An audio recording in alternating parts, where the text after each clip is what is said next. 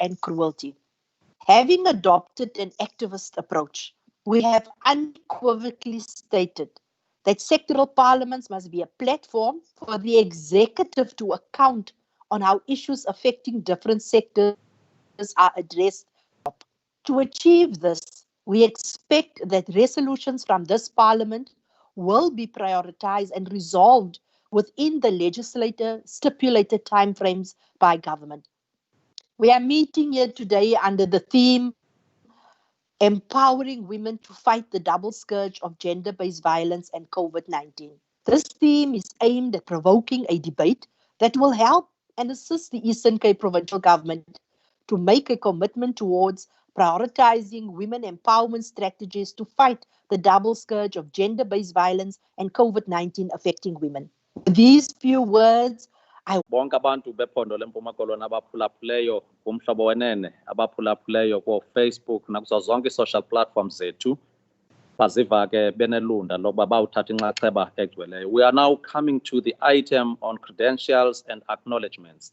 We know that there are people who have connected, invited here as special guests. I will now invite Honorable Mvenya to present those credentials of the people who have now joined us, including the acknowledgement of the same. Over to you, Honorable Mvenya. Thank you, Honorable Deputy Speaker. I greet you and everyone who is here. Protocol is observed. I really have to do that because if I don't just observe the protocol, then I will have to mention everyone that I'm going to acknowledge. So I rather just say protocol is observed. Chair, this new normal is abnormal because now I am going to acknowledge people that can't even stand up for people to see them, that they are here. Even myself, I can't see them because of this new normal. But we have to move with time. Honorable Deputy Speaker, amongst ourselves, we have the Honorable Premier, Nkulumuso Yephondo Lethu, ikhona phakathi kwethu. We have the Honorable Speaker of the Legislature, Honorable Sauls, ukhona phakathi kwethu. We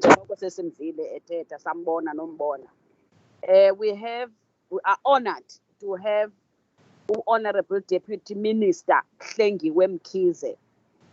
Sinazo zonke members zase legislature, the Eastern Cape Legislature, they are all here. In fact, I assume that they are all here because they were all invited. I can see some of them. We also have some of the members of parliament. I acknowledge their presence, Honorable Deputy Speaker. We have Commissioner for Gender Equality and other Chapter 9 institutions. They are also acknowledged. They are here, Honorable Deputy Speaker. The Chief Whip of the legislature and the leaders of political parties are also here, Honorable Deputy, led by me, Honorable Deputy Speaker. We also have Honorable Chief Whip Kewase Legislature, Honorable Magashela. I think I should also mention that, Honorable Deputy Speaker. We also have leaders of women caucuses across the province, which means all the municipalities, since they all have their women caucuses, they are also here. We have members of the House of Traditional Leaders, they are acknowledged. We have Moral Regeneration Movement, they are acknowledged. Imbumba yamakhosikazi akomkhulu sithi bayethe, siyaba acknowledge nabo bakhona phakathi kwethu. Young Women and Men for Empowerment Purposes, Gender Analysis and Human Empowerment, they are also here, sithi bayethe. Ex-offenders and inmates zikhona phakathi kwethu. Gender-based violence and COVID-19 overcomers, or you can say survivors, they are also here. Hey, bakhulu abo bantu, they will write a note to you so that you are aware which ones are here. Women in business sector, women empowerment, they are also here. The religious fraternity is here, Honorable Deputy Speaker. Faith-based organization of departments, zikhona nazo phakathi kwethu, they are also acknowledged. Organized labor is acknowledged. Lesbian, gay, bisexual, transgender, queer, intersexed community, mandisike ndithi ke LGBTQ ikhona apha.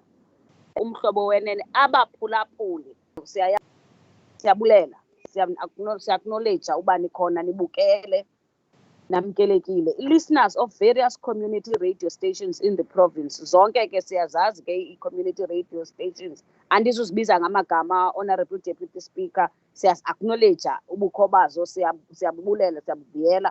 People following us on YouTube and other social media platforms, you are also acknowledged. Members of the community ezikhoyo apha kolu suku lethu lubaluleke kangaka, nabo siyaba-acknowledge, Honorable Deputy Speaker, ngakumbi phaa kulaa ngingqi yaseMbashe inesasigigaba sentombazana ebulewe yinkwenkwana. Siyabulela kakhulu, Honorable Deputy Speaker, ngale opportunity.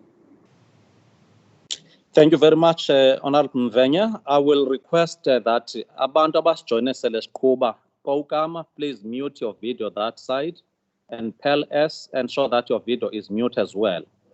Thank you very much for this rich presentation and the rich people in terms of content, vitality and dynamism, as well as wisdom, diverse communities that have converged together here. Indeed, we are quite humbled and happy as this 2020 Women's Parliament to receive these kinds of delegations.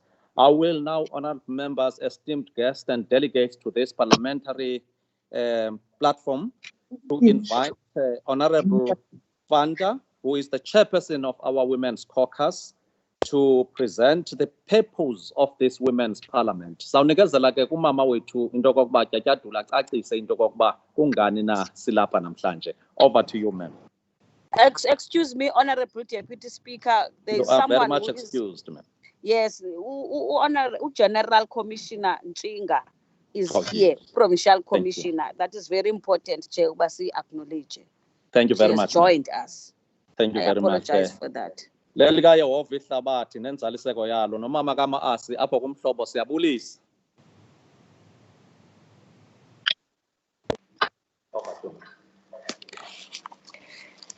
Thank you, Deputy Speaker. Greetings to the Premier of the province, the Speaker of the House, members of legislature, members of Parliament, Chapter 9 institutions as corner, chief whips and leaders of political parties, zonke as corner in the House, leaders of Women's Caucus across the province, members of the House of Traditional Leaders, Moral Regeneration Movement, imbumbo yamakhosikazi akomkhulu. Angekhe ndibagqibe bonke, kamnandi umama uMvenya ubabizile bonke. Okwam kukuba ndithi greetings to the Deputy Minister, Professor Hlengwe Mkhize, our Premier of the province, Tata Mabuyana, the Speakership of Eastern Cape Province, the Troikas of metros and local and district municipalities. Leadership at various civil society,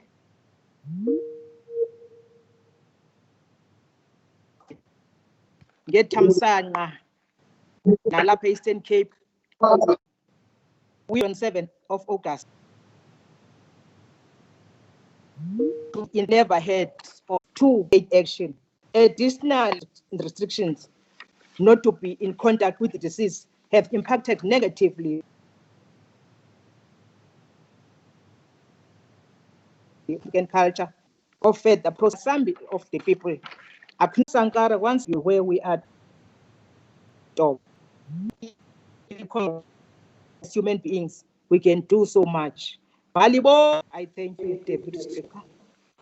Thank you very much, Honorable Fanta, for the kind words explaining to the society of the province of the Eastern Cape into okokuba yintoni na unobangela wokokuba sidibane kule palamente yamanina namhlanje. Siyabulela mama wethu. Ngoku sizawungena kwii-inputs from various districts of the province of the Eastern Cape. Babesicelile into okokuba makubekho intlanganisela eyenziwayo kwi-district nganye ukwenzela uba kubekho izindululo eziphuma kwezo zigqeba zoomama behlangene kwindawo abahlala kuzo.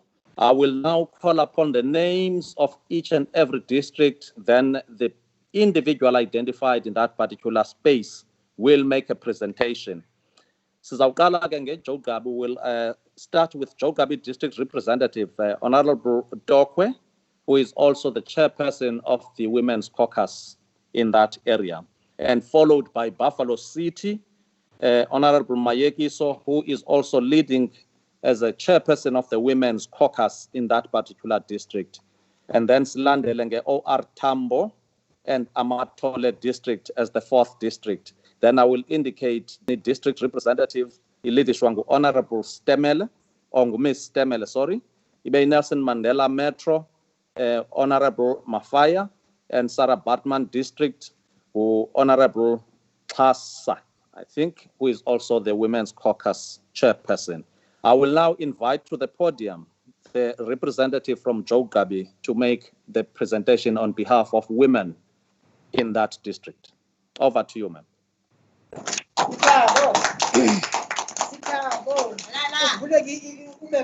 Enkosi kakhulu, Honorable Deputy Speaker of the Parliament. Greetings to you first, and to the Speaker of the Parliament, Umamu Sols, and also greeting to Premier of the Eastern Cape, Utata Umabuyane, and the members of the Executive Council. And the protocol is observed. Ijogabi ndiyabulisa ke ndingukansila uLinda Dokwe, chairperson of the Women's Caucus of the Jogabi District Municipality. Ndiza kwenza le presentation as besihleli Women's Caucus of Jogabi. I-presentation yethu ime ngolu hlobo bese sithumele ke ukwenzela uba sizokonga ixesha. Imephu leyana siphakathi sibonisa into yoba iJogabi is in the middle. The cross borders as next to us. Like Lesotho, Telebridge, xa siwelapha iTelebridge, we are going to Lesotho. And also neighbor Alfred Nzo municipality, district municipality. Also neighbor Free State. Itsho ke into yoba le district iyachaphazelwa zizinto ezininzi kuba uyofumanisa uba abantu baseLesotho bayacross emlanjeni ukuza kule district. The background, the government has made so much progress since 1994 in terms of putting together legislation, policies, even resources to empowerment of women and children from South Africa, renowned constitution to various interventions, including with groups that need protection, such as widows, women with disabilities, and others. Siyatsho ke apha ke into yoba ikhona ke into enziweyo ngurhulumente ukuncedisana namakhosikazi. Higher section 9, subsection 1 of the Constitution advises us everyone is equal before the law and has right to equal protection and benefit of the law. Ukuya ke napha section 2, section 3, andizozifunda zonke siyazibona masiphaya.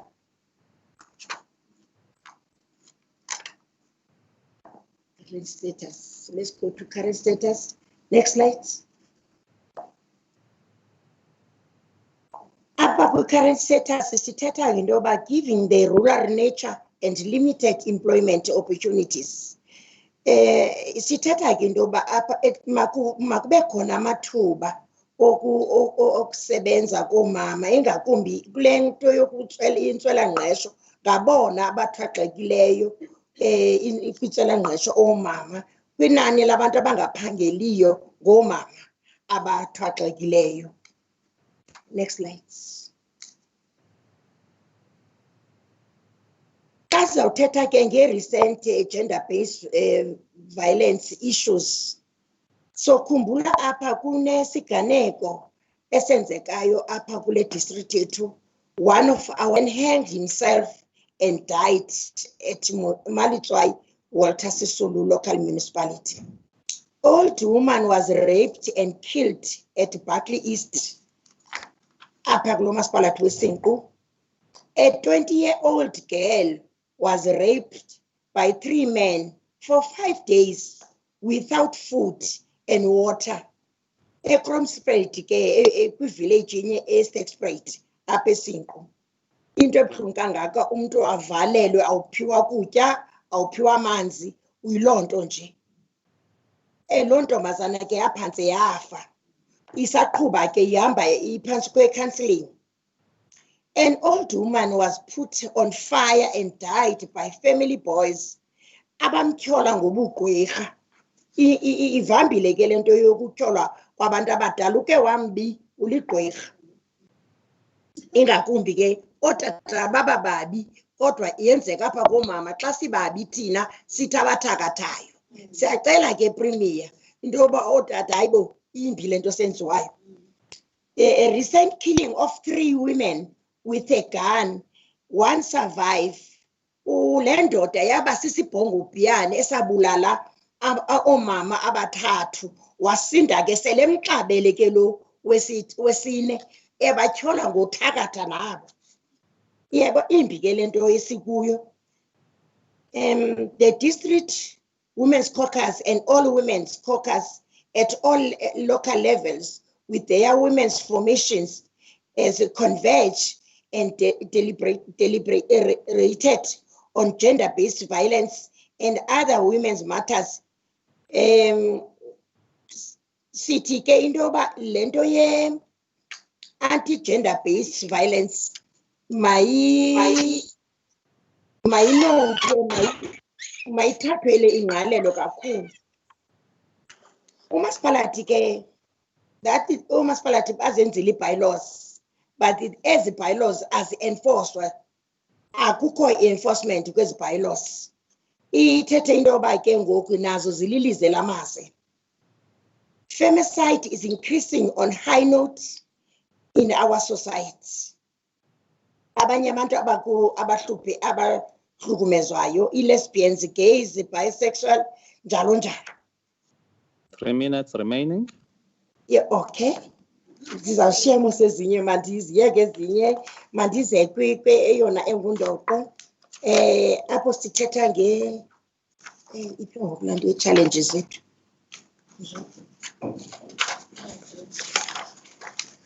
Challenges honors.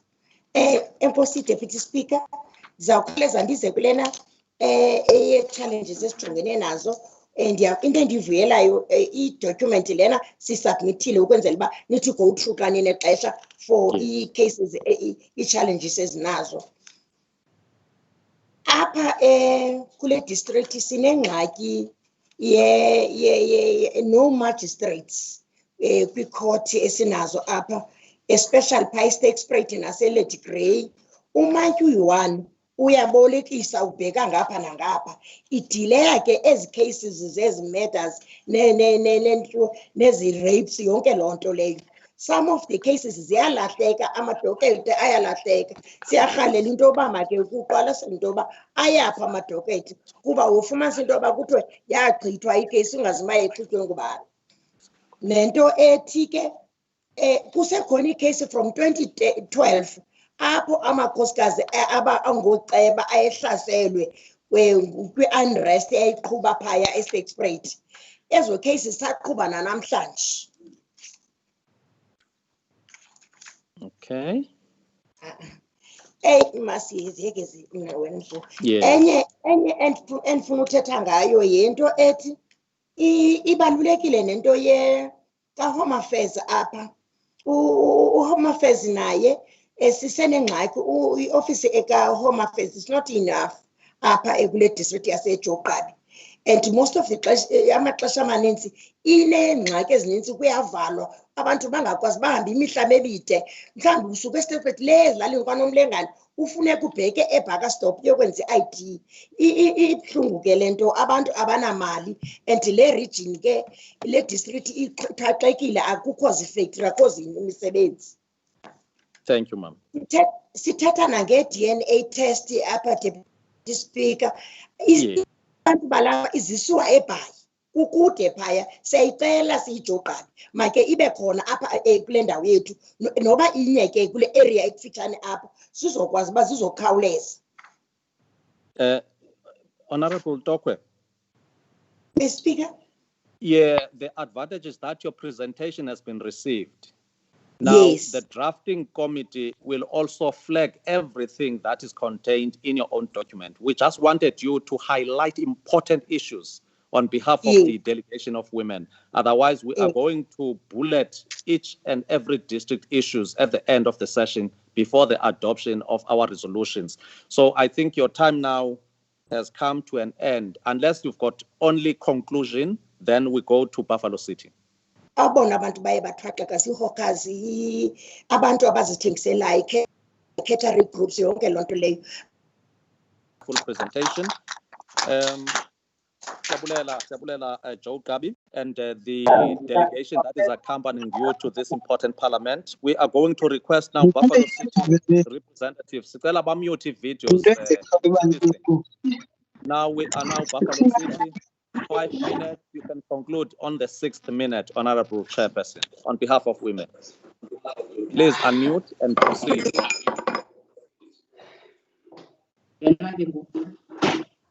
That is Honorable Mayeki. Mandibulise uSpeaker we-legislature. Ndibulise uDeputy Speaker. Yes.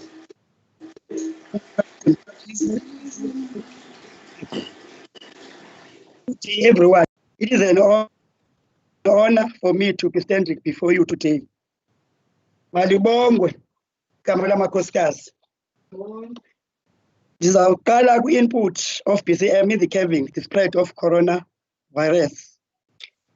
Sine-partnership no-business. Iqinisekisa into yobana ii-communities zethu, especially kwi-rural areas nasemaphandleni, sinikezela i-food parcel ne-PPEs kubantu bapha bonke. Ndingene kwi-innovative way to curb the spread of COVID-19. Improvement of screening, turnaround in our health facilities, public education isolation centers across the metro. Siqinisekisa into yobana i-partnership no-business nakanjalo yokuqinisekisa into yobana siya kwi-taxi rank, kwi-malls, kwi-post station, kwi-halls, kwi-churches, siya-disinfecta eza building zonke kunye ne-public space. I-agent intervention on housing development program in the metro. Siqhubekeka nokujonga the new norm that the coronavirus has compelled us and adopt the 4IR method of communication. The organization, the higher learning, should continue to facilitate meetings online. Abantu baqinisekise into yobana bayazibhatala iinkonzo zabo. Most important, organizations should support the idea go online inkonzo zethu. Also, the critical things are facing at the BCM Women's Caucus against GBV. The most critical things we are facing at this time is the increase of gender-based violence as a result of stress, anxiety. Siyayibona mos into yobana abanye abantu bayasoleka ngenxa yale nto umuntu uba ne-stress engaguli ave kuthiwa umuntu ubulewe yi-gender-based violence oyike because omnye umelana wakhe omnye friend yakhe iphele lonto leyo isenza sonke into bana singakwazi ngokuzithemba kule ntsholongwana yecorona. Most people have lost their jobs during this time. Bayakhethwa abanye emisebenzini yabo because ngenxa ye-chronic disease, and therefore imibuzo yaqinisekisa into yobana abantu mabaphume emisebenzini, especially abantu abadala abanezifo zabo bekade benazo.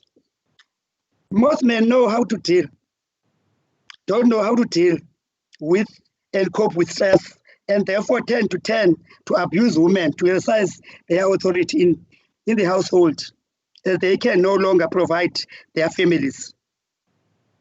Umzekelo apha eBuffalo City level 5 sithi siqala nje level 5 kuba otata behlele endlini kunye nathi nabantwana bengaqhanga uhlala endlini. Kwabakho umama ongumbawu oye wadutyulwa ngumyeni wakhe endlini phambi kwabantwana. Uqale pha ke ngoku into yobana abonakala abantu abangootata babaqhelanga ukuhlala nee-families, used ukuphuma ngaphandle Okwesibini kule nto GBV apha eRhubusana sibe ne-problem kalindelwa PN oye wabula. So le COVID-19 iyenzile into yobana inyuke izinga le-GBV apha eRhubusana. Input of BCM in gender-based violence. Visual training and empowerment platform to create awareness on GBV both genders. Joint international roadblock with the Department of Public Department, Financial Services, Metropolis.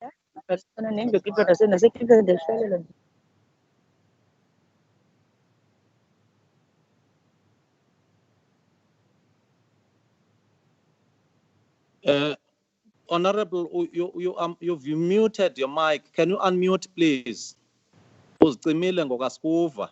Honorable Mayekiso, you have muted your mic. Yes, okay. Continue. Input of BCM gender-based violence. Input of gender-based violence. Izinga layo liyenyuka. True into abantwana bethu baya kwi-taverns ebusuku bahambe bodwa. Sicela into yoba ngoku kubekho i-joint roadblock with i-department ka-SAPS, i-traffic department, Social Services, Metropolis, for kwenziwe le nto kuthiwa izivala ngo-2 ekuseni. So if i-girl child ziyahamba zijikeleze and then zifumane ke ngoku le nto yokureyitshwa zibulawe. Also sicela into yobana i-support senziwe kwi-families ezi-affected i-gender-based violence. Kubekho social workers, kubekho i-counselling, njalo njalo zonke into ezilindelekileyo. 2 minutes remaining.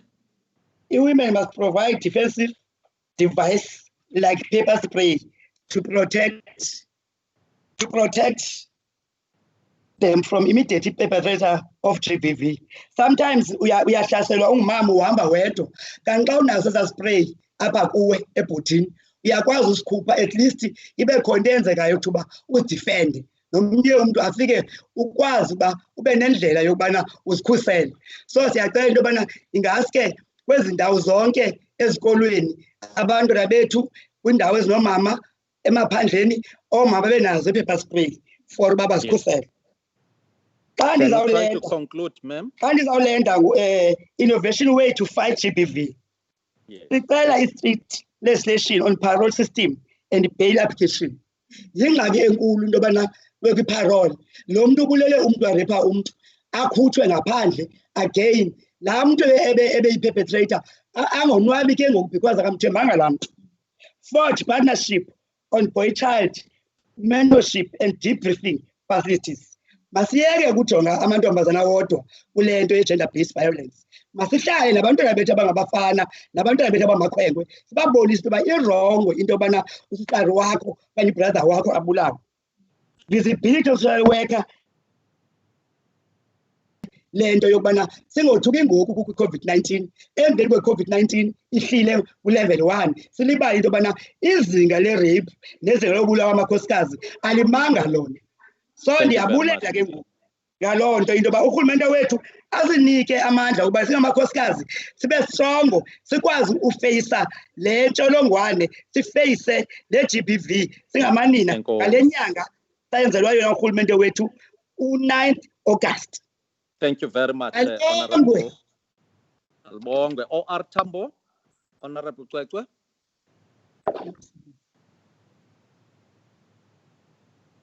OR Tambo District Representative, please take the podium.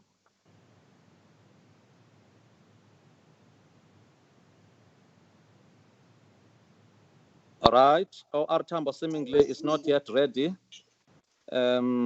Also, Hello, quite- Amanda. are you ready?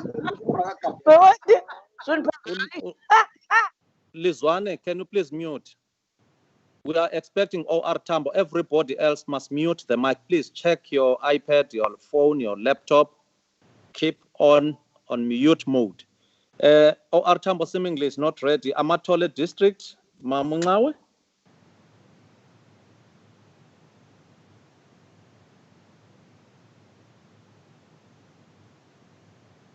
That's OR Tambo. OR Tambo, take your 5 minutes and conclude. We received also your presentation. We are going to present resolutions. Mamungawa, just for a moment, ma'am, your OR Tambo seemingly is coming, but I don't know what is happening with their video there. Yes, can you show your face, OR Tambo? Sibona inhloko yodwa. Yes, please take the podium quickly. We don't have time.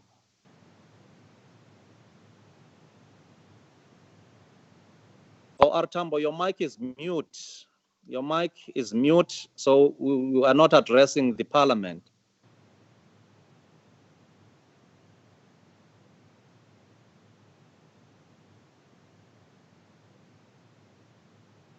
OR Tambo?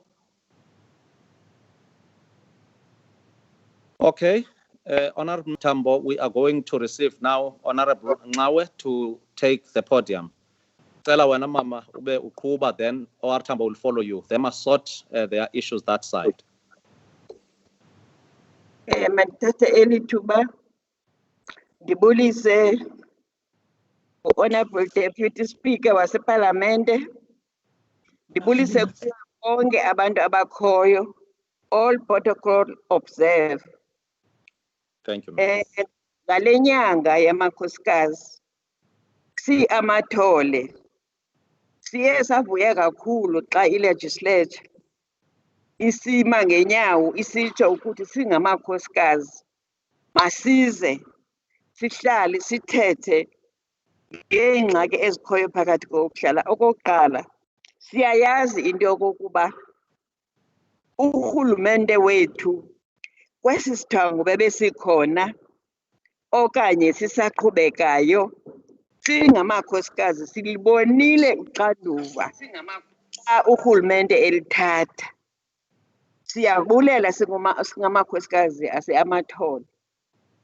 Amathole ngale nyanga yamakhosikazi sibuhlungu kuba kuthe gqolo uhlukunyezwa kwabantwana abangamantombazana.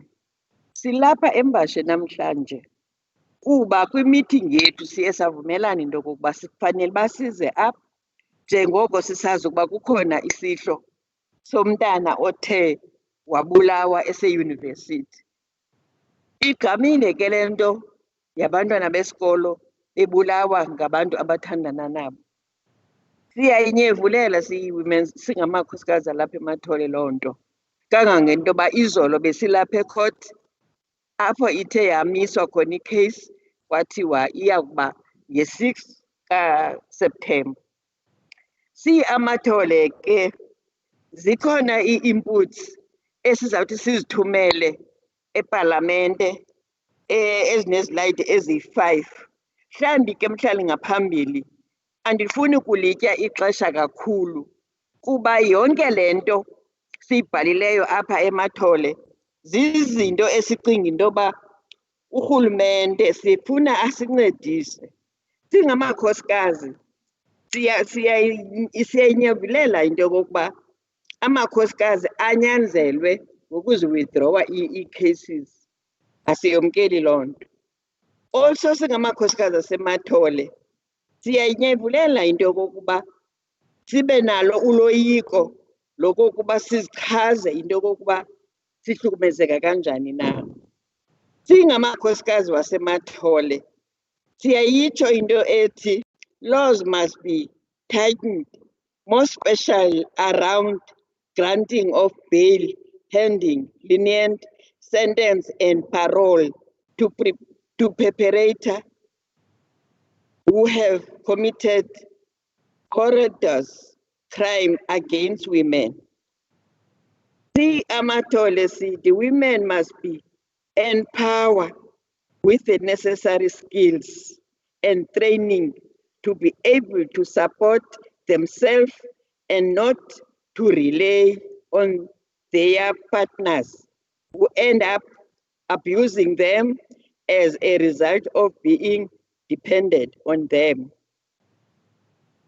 There is a lack of business premises and funding for women to be able to conduct business or project. Women must be provided with land, farms, and training on the field of agriculture to sustain their families. Women are subject to unfair practice by municipalities and their respective supply chain management by being undermined when it comes to awarding of work. Women always fear to disclose their HIV status to partners, children, and family, as they are usually blinded, reject, stigmas, and discriminated against.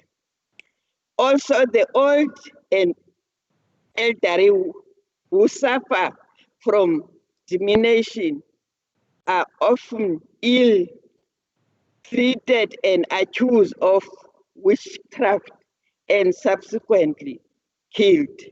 There is insufficient assistance rendered by the courts to force fathers for maintain with regarding to child support and later release of support funds by the Department of Justice. Women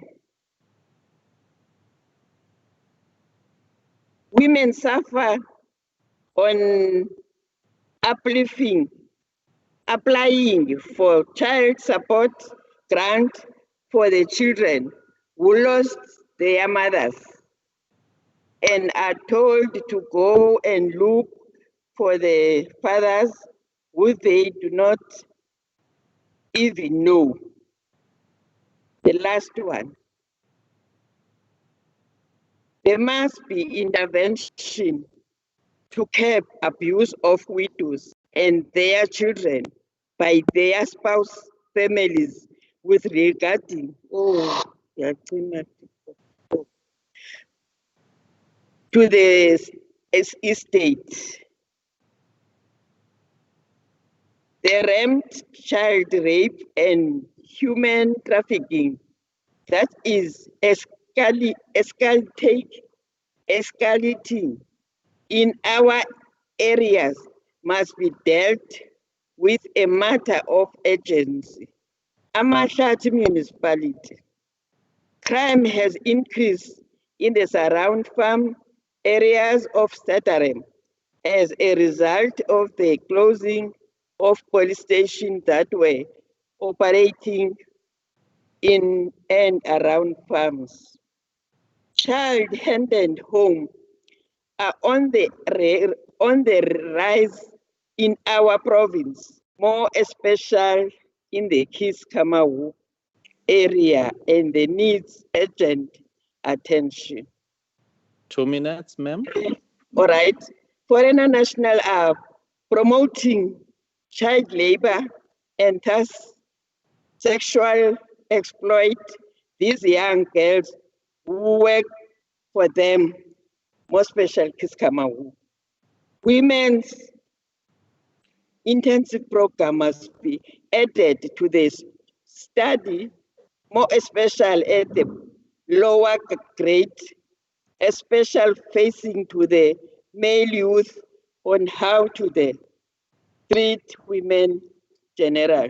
Last one, women desk in police station must be reviewed to accommodate victims of all kinds of gender-based violence and provide a conduct environment for them with reporting cases.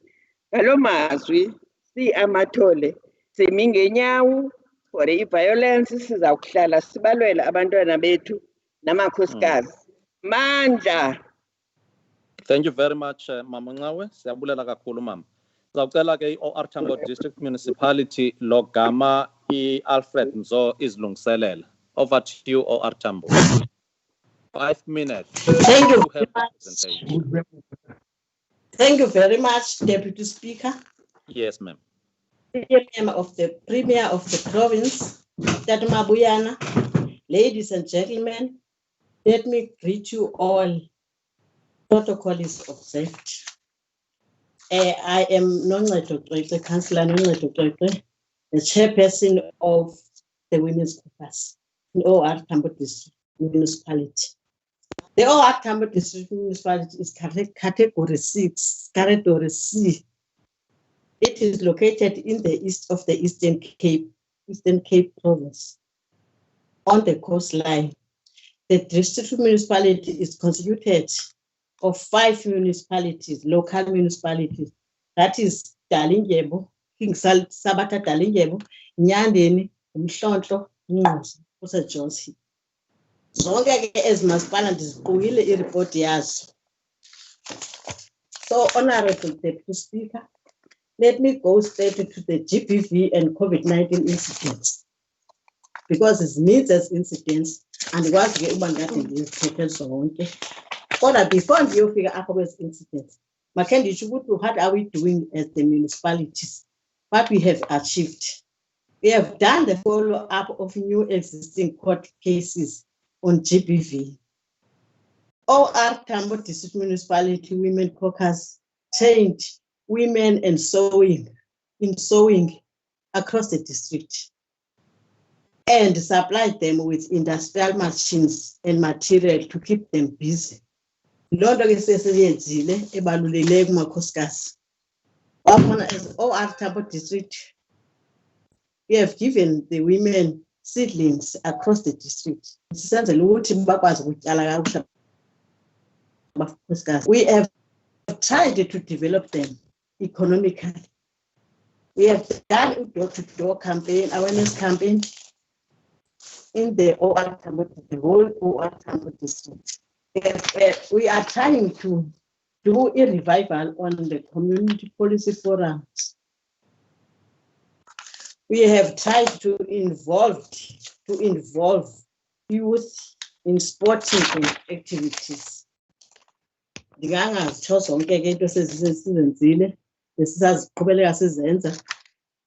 let me go straight to the GBV and COVID-19 incidents. Mandi Tete Speaker Wuti, ngeli xesha le-COVID-19, hayi umonzakalo bemkhulu kakhulu e-OR Tambo.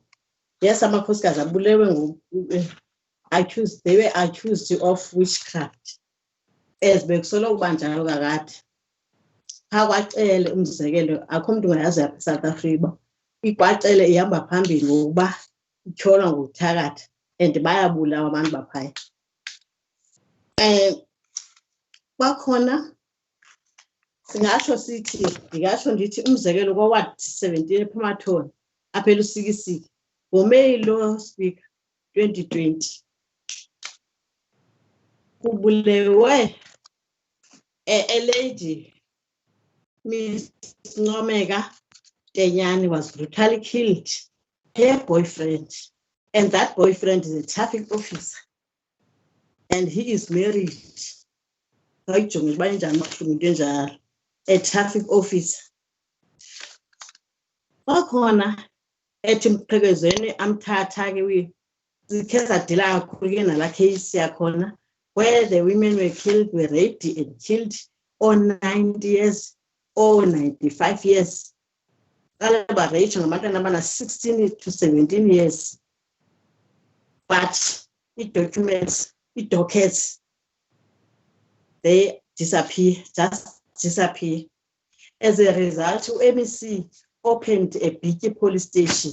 Siyayibulala kakhulu ke lo ndawo singangayo nazo zonke ezi-communities zethu zinga-safe. Apho kufanele bavule khona i-police station sivule. Again, LCC, we have got that case here, Mr. Pepping, or education specialist, whereby he raped a 6-year-old girl, but the case is in progress. Although the community mandated to speak about, the community has massive fears of disappearing or missing of the dockets, of that docket.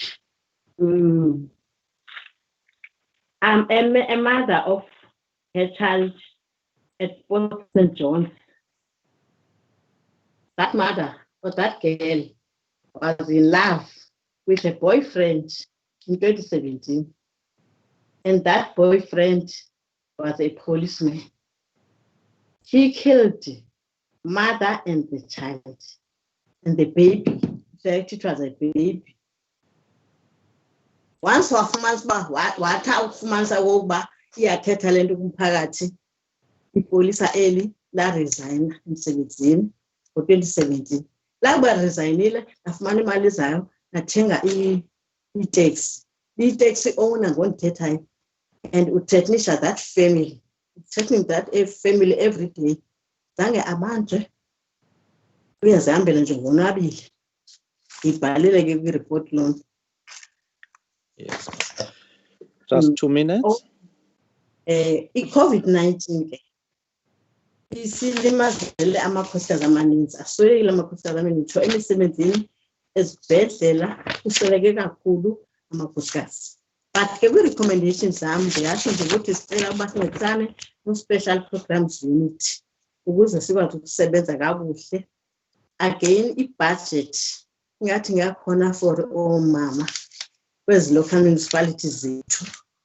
Again, siyamcela uPremier ukuthi uPremier asincedise kulaa nto yokuba bekwaqalisa ukulontsha that progressive man athi not egameni lethu. Siyayinqwenela uba nalapha e-OR Tambo bekhona loo nto. Again, singafuna ukuqinisekisa ukuthi the police and the traditional leaders banike i-charge nabo ngokwabo bencedisana ne-community safety program no-CPF, that community police. So ukwazi ukutshintsha impilo. Bakhona ono-business, amakhosikazi angono-business. Siyacela ukuthi they should be considered ngala 30% emsebenzini. Umzekelo apha ku. Thank you very much. Thank you very much, Honorable Cwecwe. Thank you very much for very thought-provoking presentation on behalf of OR Tambo. May we invite now Alfred Nzo, representative of Mele Omama Balangingwe, Mama Umsokana. Ibe izilungiselela iChris Hani District uMama Stemele. Sicela wonke umuntu amute nevideo kushike lo muntu presenter. Deputy Speaker. Enkosi Deputy Speaker mandi. Sicela wonke umuntu amute.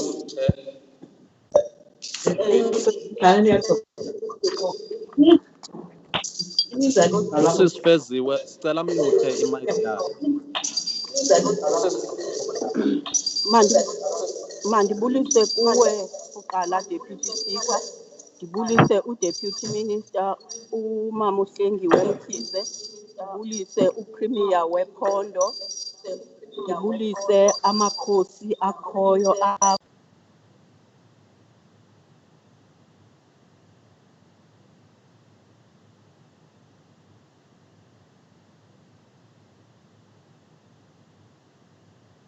Mama uzimutile ngokuphinde wazicima kwa wena sikuva. Sicela lo muntu umcontrolayo pha unmute upresenter please. mandibulise mandithathe lithuba ndipresente ireport yase Alfred Nzo. Ndiqale ngolu hlobo kwi-background.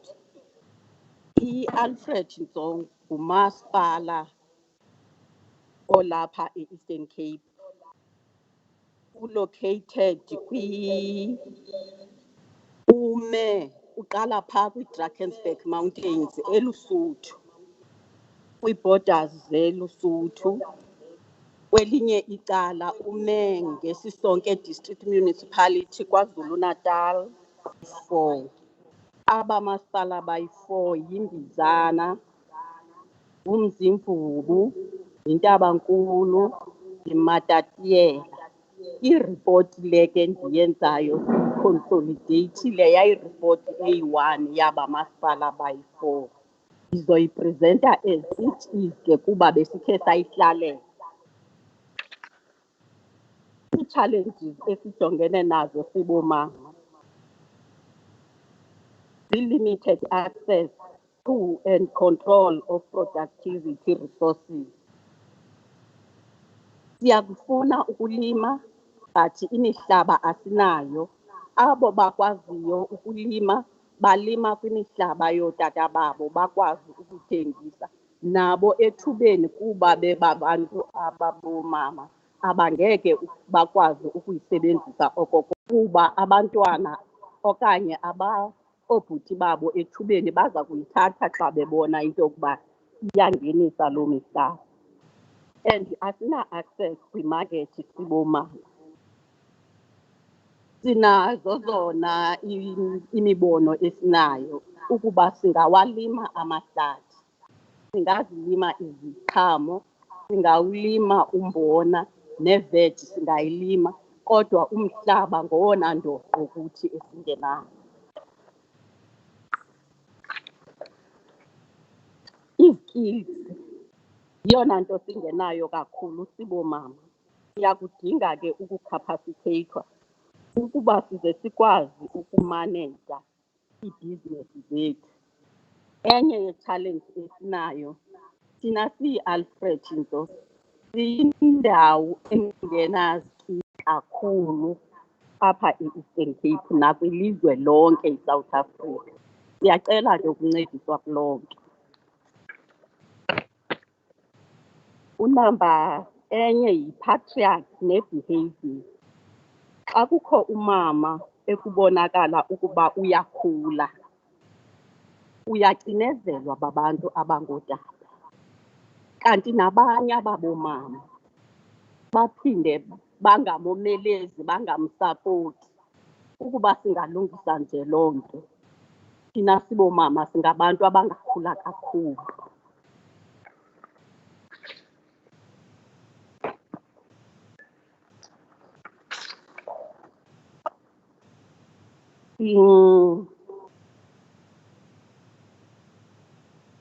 Kule nto ine-gender based violence, thina siyi-Alfred Nzo as from i-27 kaMarch up to now, sinobantu ababuleweyo bebulawa through i-gender based violence.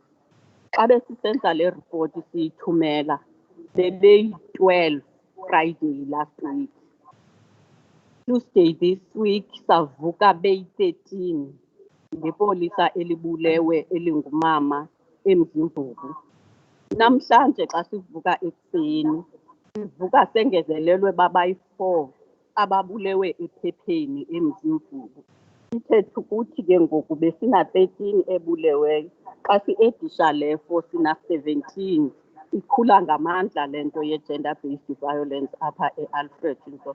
Kodwa eyona ndawo iqatsele kuyo kuseNtabankulu. Imihla nezolo sivuka kukho umama obhubhileyo ebulewe sihlobo sakhe okanye ebulewe yindoda yakhe. Nabantwana abangamantombazana nabo ababhubhayo phaa eNtabankulu babulawa ngabafana abathanda nabo, phecelezi ke aba bantu batsha bathi ngama-boyfriend. 2 minutes remaining, Honorable. Kuba iripoti ikhona, mandiye straight kwi-recommendations ndizifunde as it is.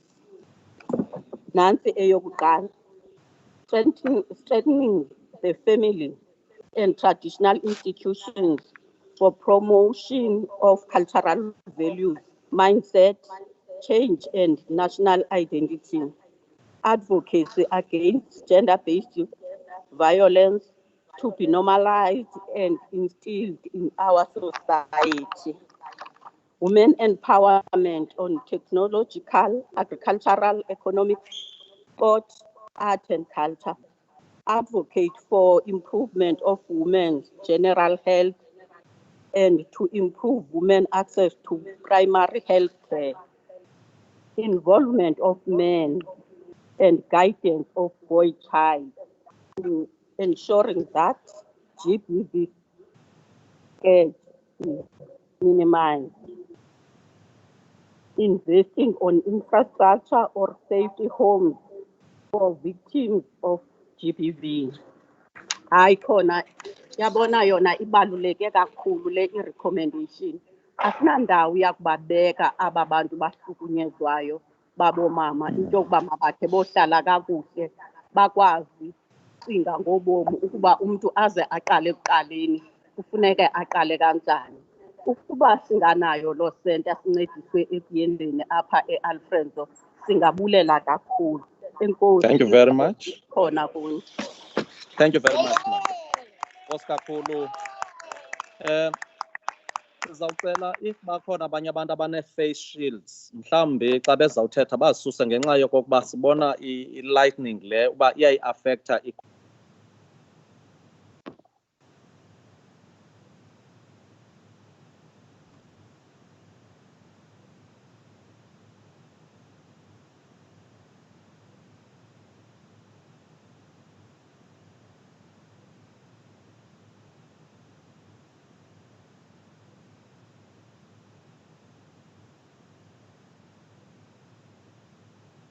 Honorable Deputy Speaker, you are muted. Honorable Deputy Speaker, you are muted. Oh, sorry. Thank you very much. Thank you very much, Alfredo. I'm now inviting Chris Hani District to make a presentation on behalf of all women in that area. Mamusteme.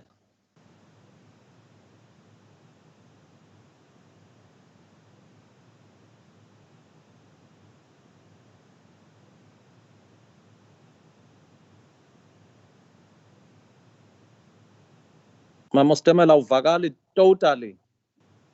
Yeah, that's better. No voice again.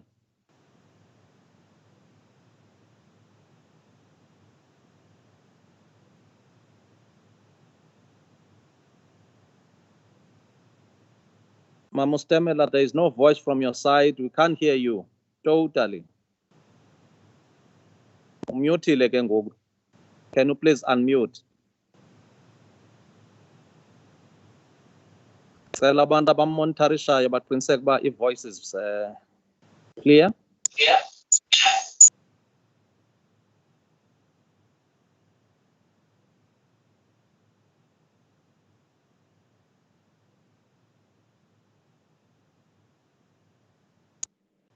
I think we're experiencing technical problems with Chris Hani District. Can we allow them to sort out that and ensure that nabo bayamva simva kwelethi icala sibe sicela the next district azongena emva kwayo iNelson Mandela Metro. Ma'am, you can mute in the interim, then you will come again immediately after Nelson Mandela. Nelson Mandela, we are ready for you. We are seeing your spacing is quite well in that hall. Thank you very much for observing the protocol. Over to you, madam.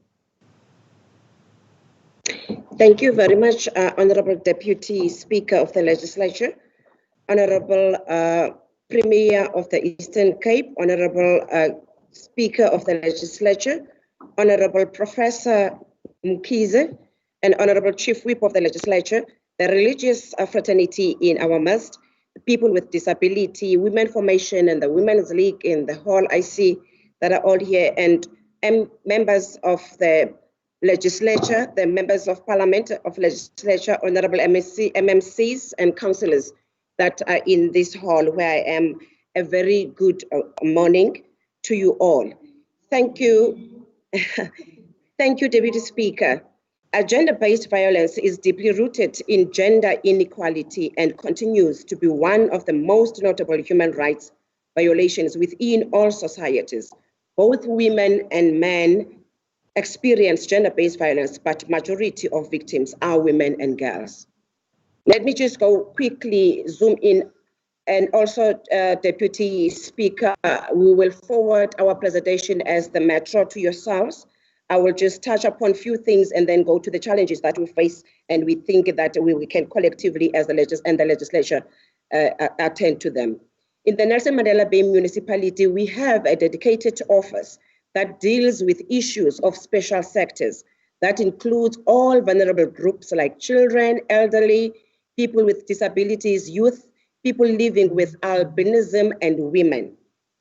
And the Office of the Constituency Services and the Office of the Speaker from time to time are coming together to craft a clear way forward on how to take the debate further for it to be attended to and to have impact in our society, all women challenges and children challenges.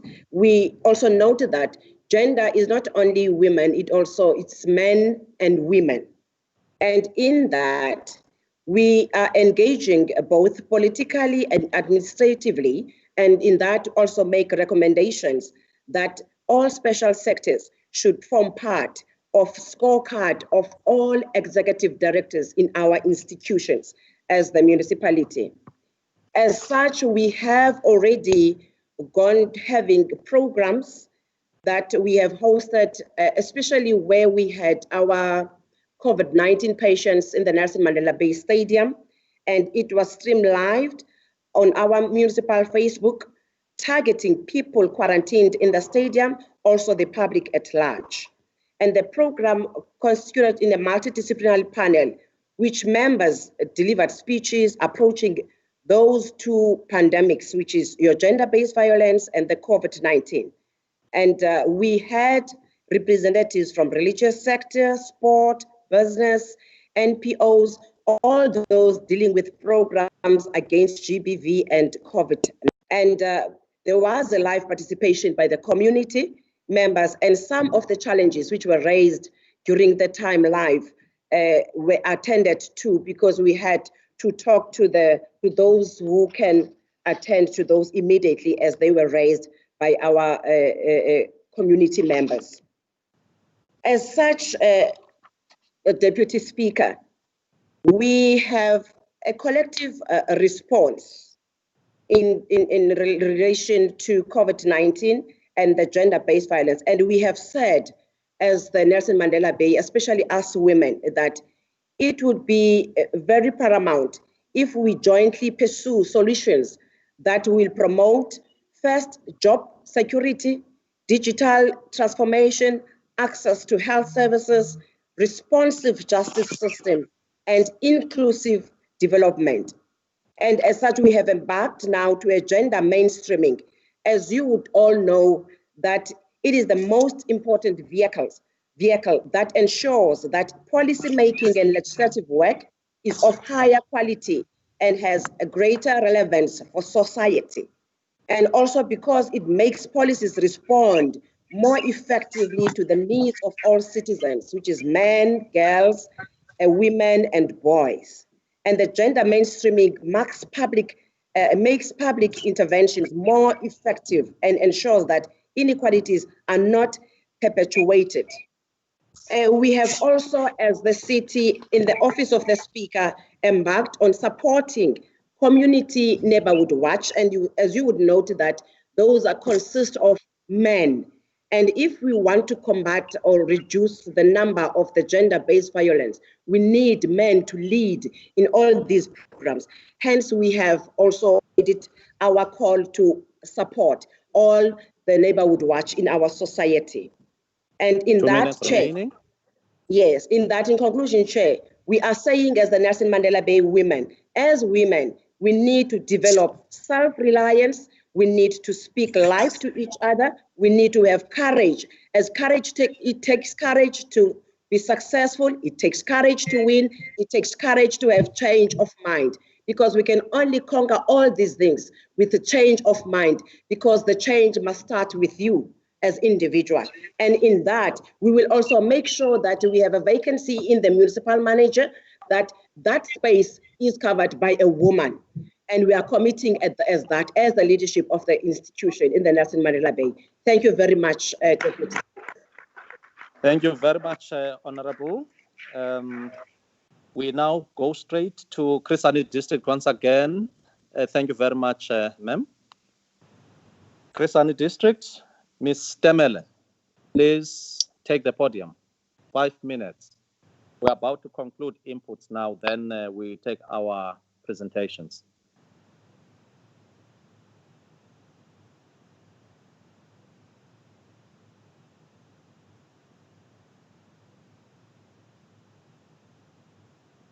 Ms. Temele, there is no voice totally from your side.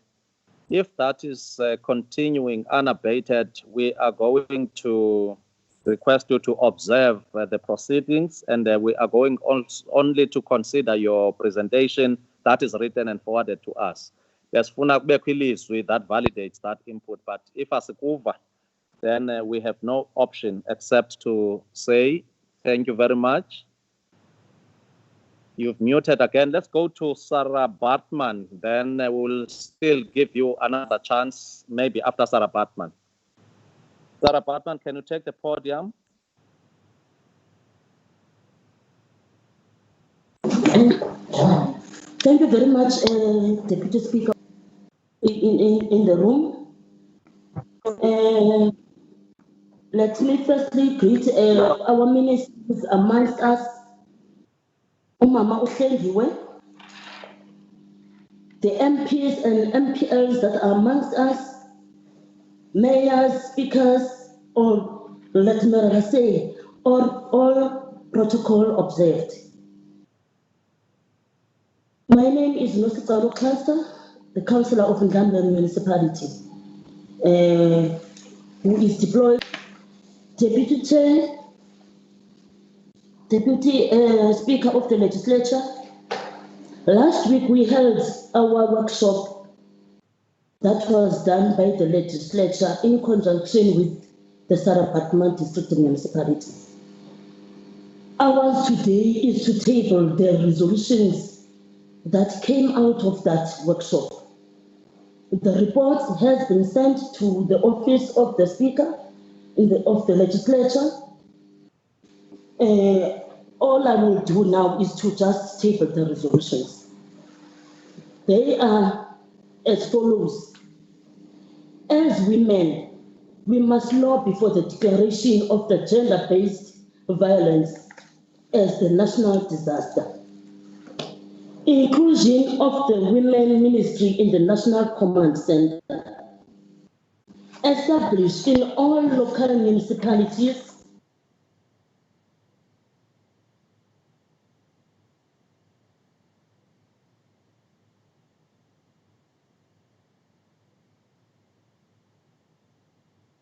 You've disappeared now, Honorable.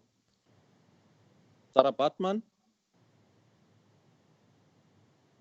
Sorry for that, my Honorable.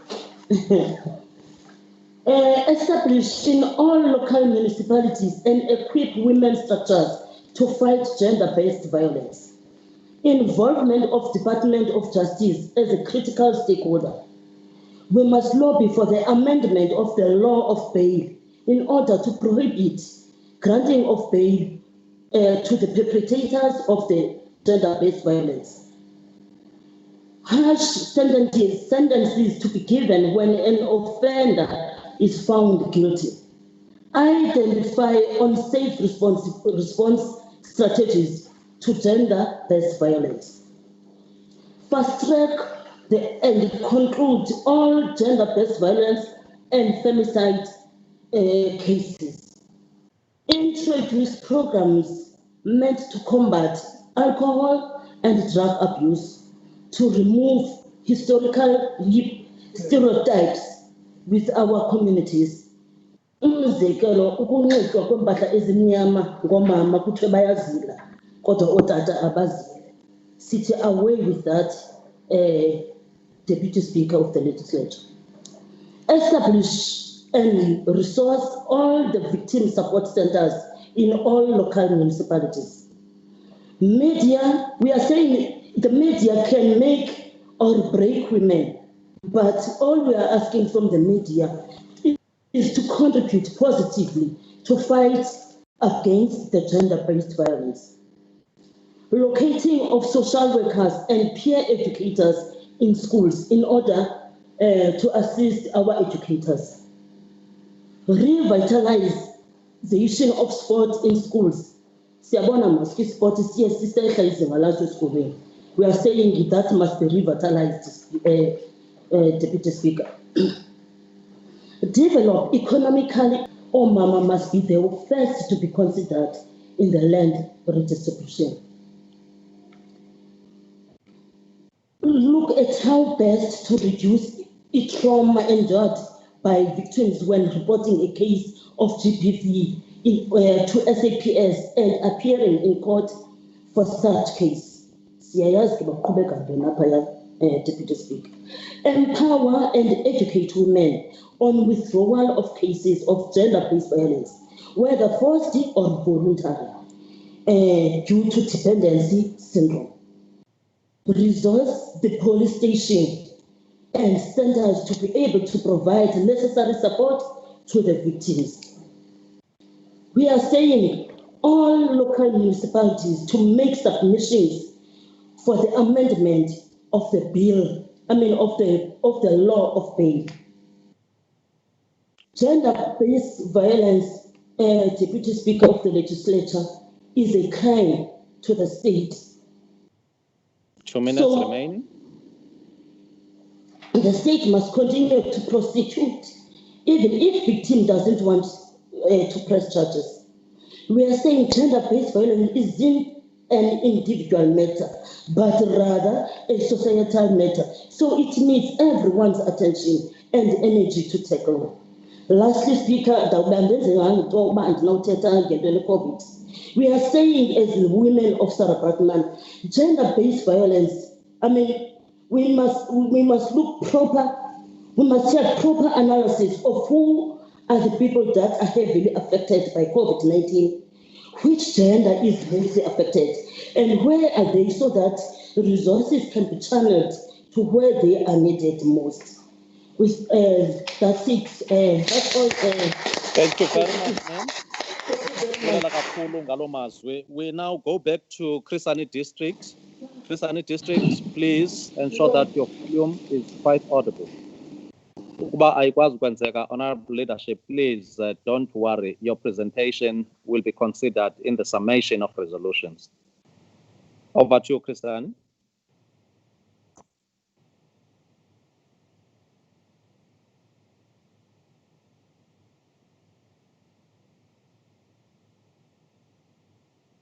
Chris Hani, I think there are technical problems from that side. Can I get a sense that we are now going to... Okay. Yes, Yavakala, ma'am. 5 minutes, yes. Ndibulise utata wethu utata uMabuyana inkulumoso yeli laseMpuma Koloni.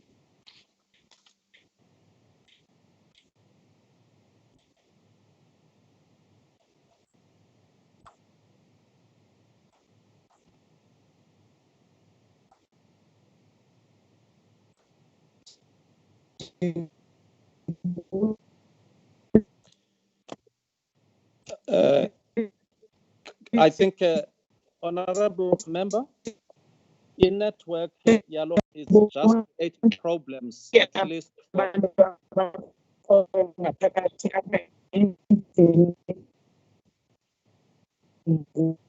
Chris Hani District, Mamustemela.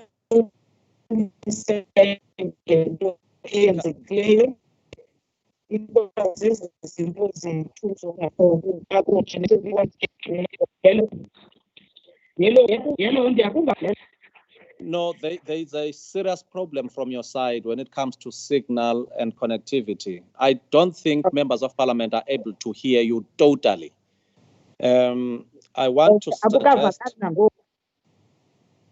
khawutraye okokugqibela mama, otherwise we have to mute and proceed. Akukavakali nangoku. Yes, khawungene nje kwizindululo only because nine problem kwelo cala. Okay. Manje ingene ke mhlambi kwizindululo zethu esizithabathileyo ngalo mcimbi we-gender based violence kuba sinazo wena ii-challenges ezinazo kakhulu, but sinayo kwi-conclusion.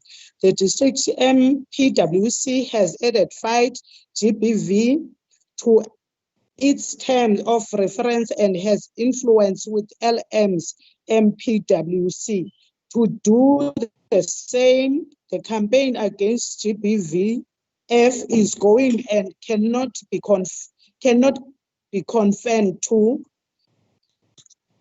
the Women's Month or the 16 days of activism. We need 365 days of activism, and we call upon government all levels to join this activism.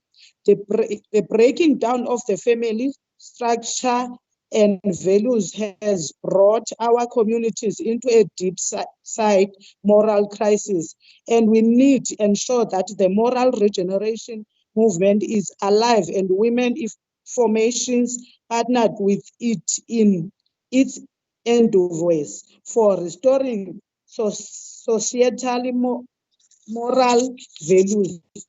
Unity of all in the fight is key.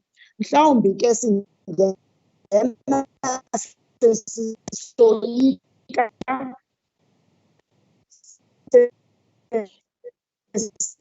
Okay, honorable member. Honorable member, you can mute your mic now. You can mute your mic. You can mute your mic now. What we are going to do.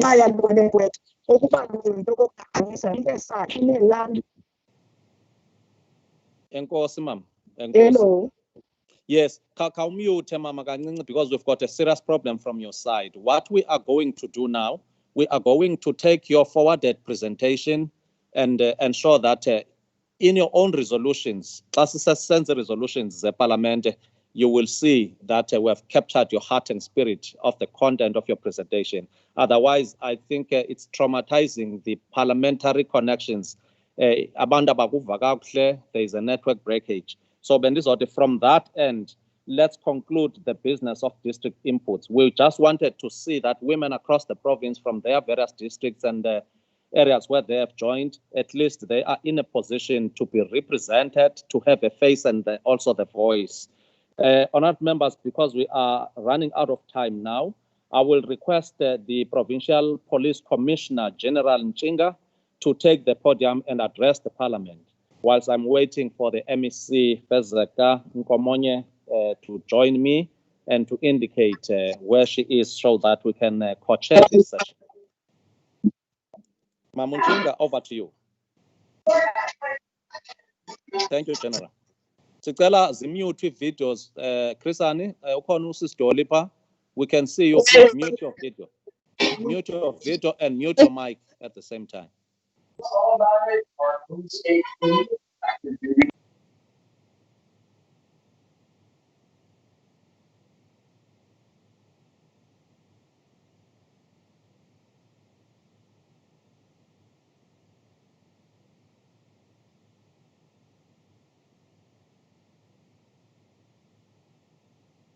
Deputy Speaker, please unmute.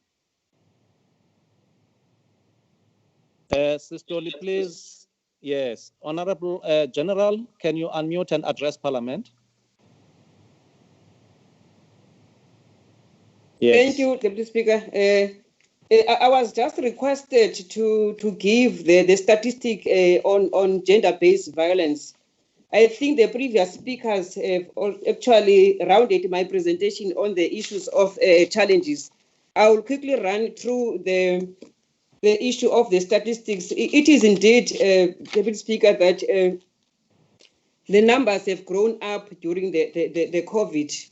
That shows our challenge with the domestic violence crimes that are non-policeable.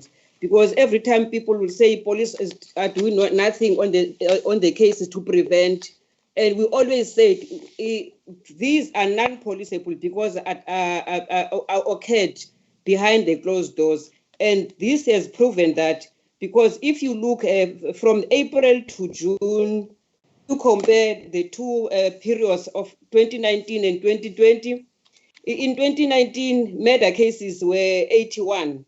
But in 2020, we had 95 cases, which is an increase of 14 cases.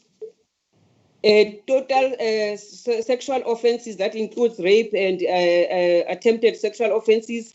Last year, we had 714, but this year we've got 722, which is an increase of 8.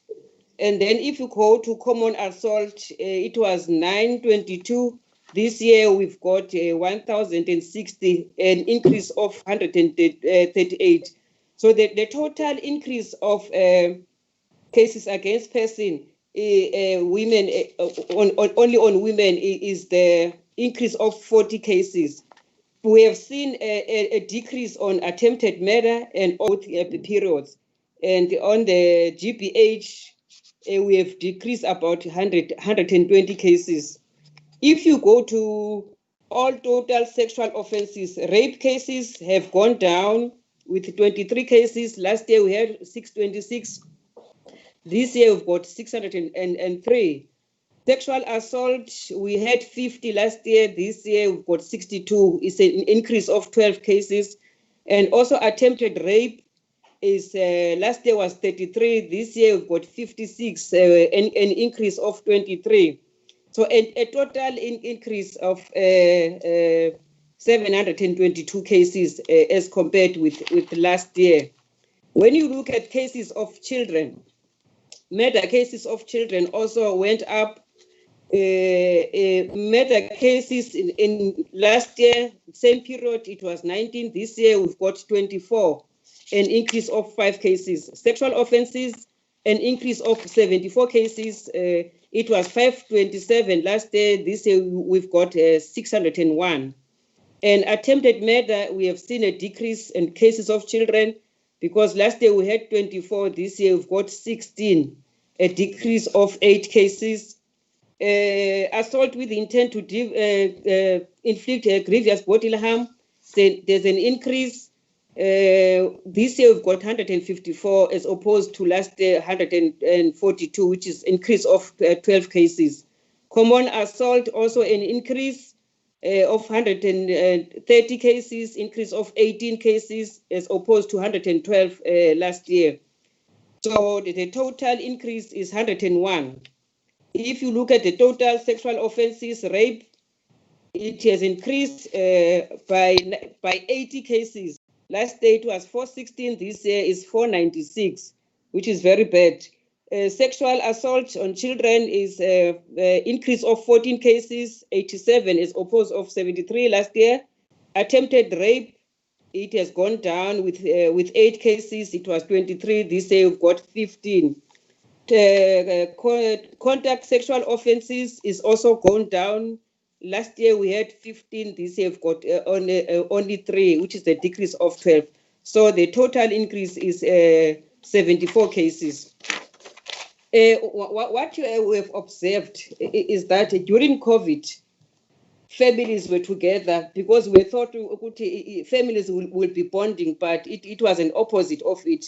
That is where we have seen an increase of domestic violence also, including males and females. All those cases have gone up. But what is good news for us is to see a decrease of rape cases in OR Tambo district. There's a decrease of 490 this year. This year we've got only 275 committed. I think the causal factors are also known because all the speakers have talked about those, which are your social norms, which is culture and religion, where we have seen Ukutwala and also the pastors who were raping the girls in the name of Jesus. Socio-economic inequality is also part of it, and also the abuse of alcohol and illicit drugs. That is the main cause of domestic violence and also gender-based violence. What are we doing now in this period? We have seen that these cases are increasing, but we have to make a plan for ourselves. So we've got a plan and a task team that is dealing with these cases. We have heard that the members were saying the cases are disappearing. Those cases are not disappearing. We call them cold cases. So we have made a task team that is going to look at all those cases. We withdrew 1,797 cases that were struck off the roll by the court due to the outstanding of DNA results from the lab, outstanding psychological reports, outstanding assessment reports from the probation officers, outstanding report from the forensic social workers, and also the lost and off court dates. That's why they said the docket it has disappeared, because that docket, if it has missed the court date, it must now be traced back and put back on the road. So out of those, we have managed to put back 261 cases on the road. Of the good news for us, although it was locked down, but we managed to secure some good convictions.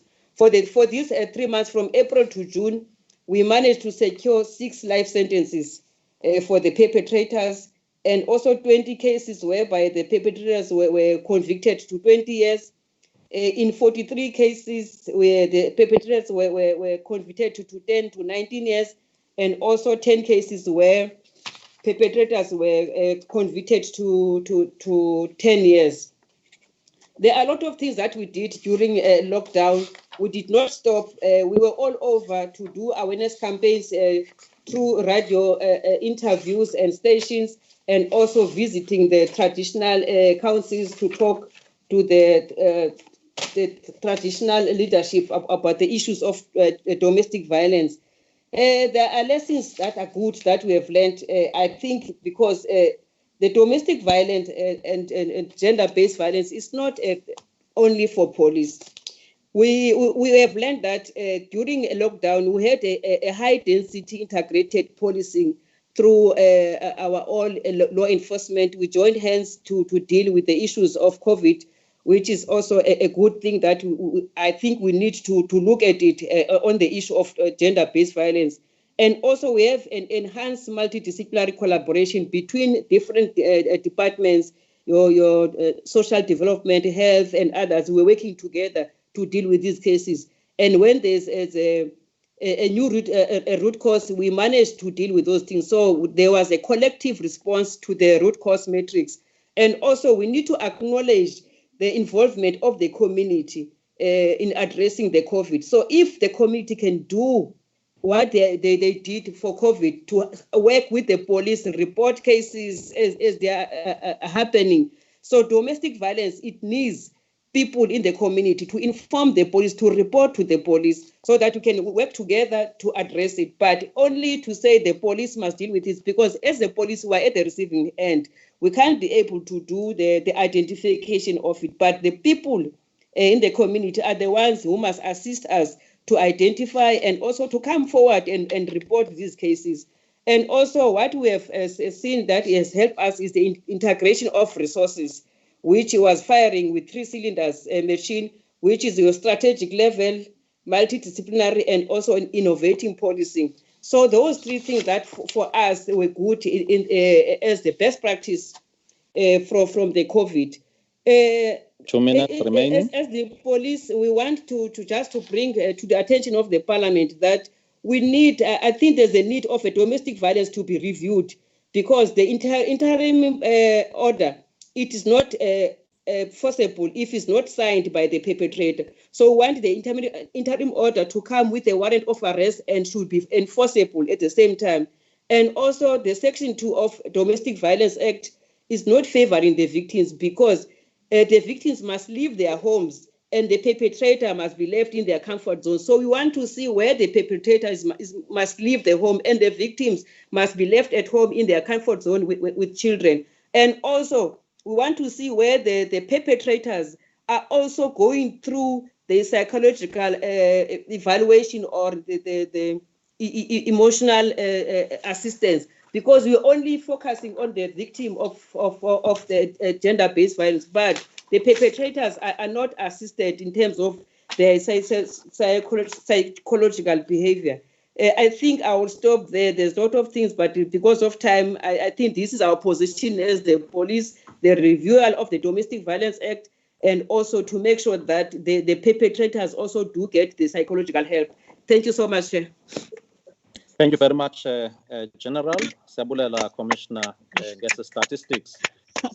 Because we want to rush to the keynote speaker, but we will request the Commission for Gender Equality, ilizwi elizasuka ku-Mr. Botha, address le parliament nje imizuzu emihlanu engqimbilili ezawusibeka apho sifanele uba sibe khona nathi bantu abangootata. Can I invite you, sir, to make your presentation? Then Honorable Nkupane will be ready to present and introduce the guest of honor. Deputy Speaker, thank you so much.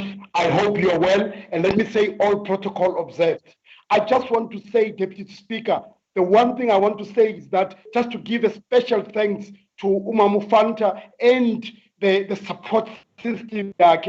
We always talk about public servants. There's Miss Pagati, who I really want to say thank you to her for her diligence, Deputy Speaker. Having said that, Deputy Speaker, I think it's important for us from the Commission of Gender Equality to raise 2 or 3 things. One of them is that, Deputy Speaker, I think that in this country, women don't need to be empowered. In this country, women are at the coalface of violence, they're at the coalface of sexual harassment. The people who really need to be empowered, Deputy Speaker, are you and I and the Premier of the province.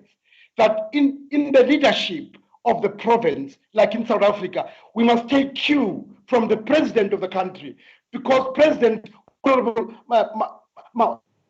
Ramaphosa has said something that is profound. And this is what he says. I'm going to paraphrase, that women don't kill themselves. Women don't rape themselves. All that President Ramaphosa is doing is to center men as the elephant in the room. Deputy Speaker, we as a Commission for Gender Equality, in all the 9 provinces, our view is that women have done so much.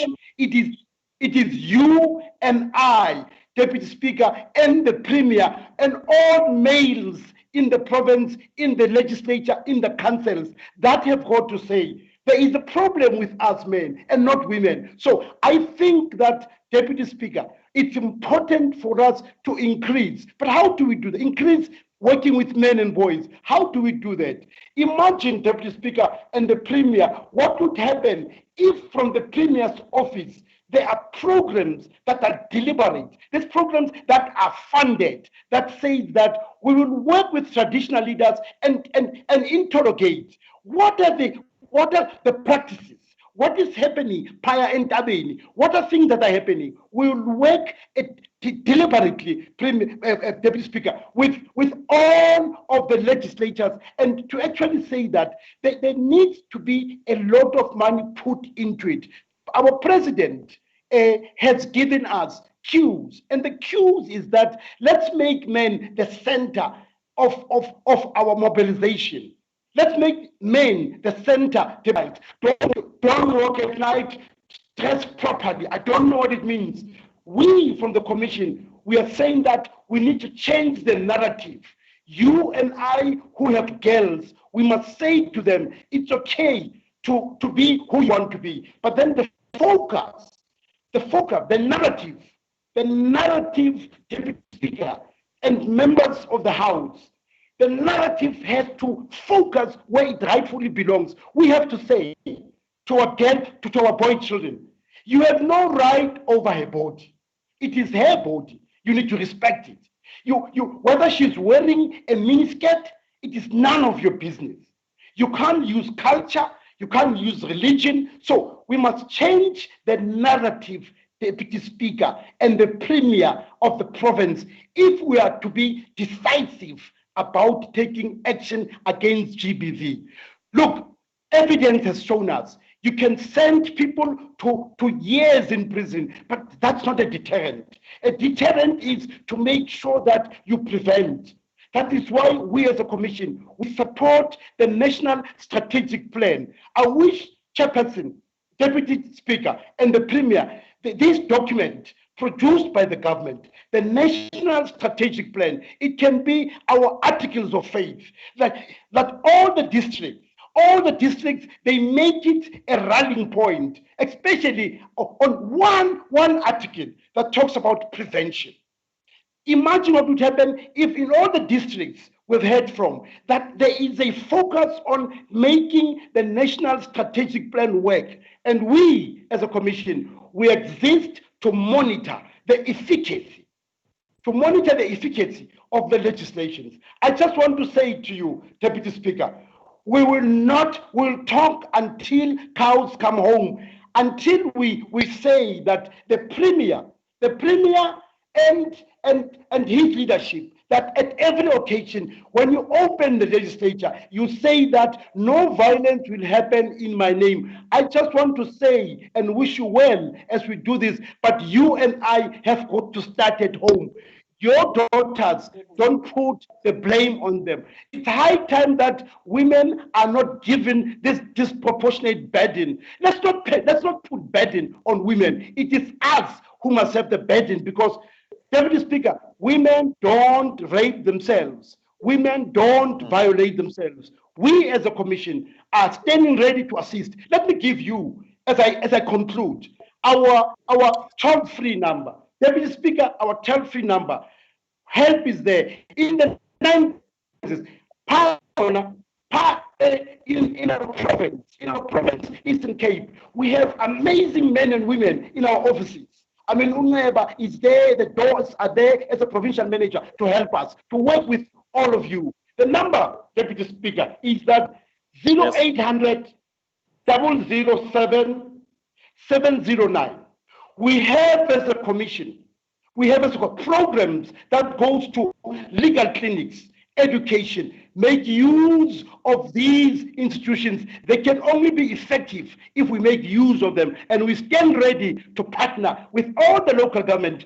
NEBA is waiting there. I want to say to you, Deputy Speaker, thank you so much, and thank you for inviting us. But above all, I want to congratulate Mamufanta for reaching out, Umama Upagate, for her commitment to say that there are public servants there who serve us with diligence, who serves us with commitment. Thank you, sir.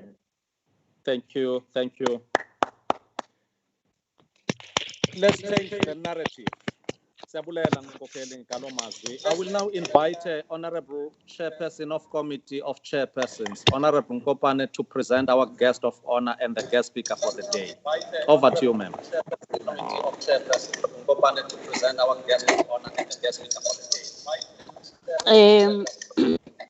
Thank you, Honorable Deputy Speaker, and the co-chairperson, the Honorable Speaker of the Legislature, the Premier, the Exco of the Legislature, the Cabinet Exco, Chairperson of Women's Caucus in the Legislature, Honorable Fanta, MPs and MPLs present in this sitting, and those members that are in the NCOP representing the province of the Eastern Cape, the troikas of municipalities, the district representatives to this women's parliament, the hosts in the various halls and the centers where women are gathered to support their representatives,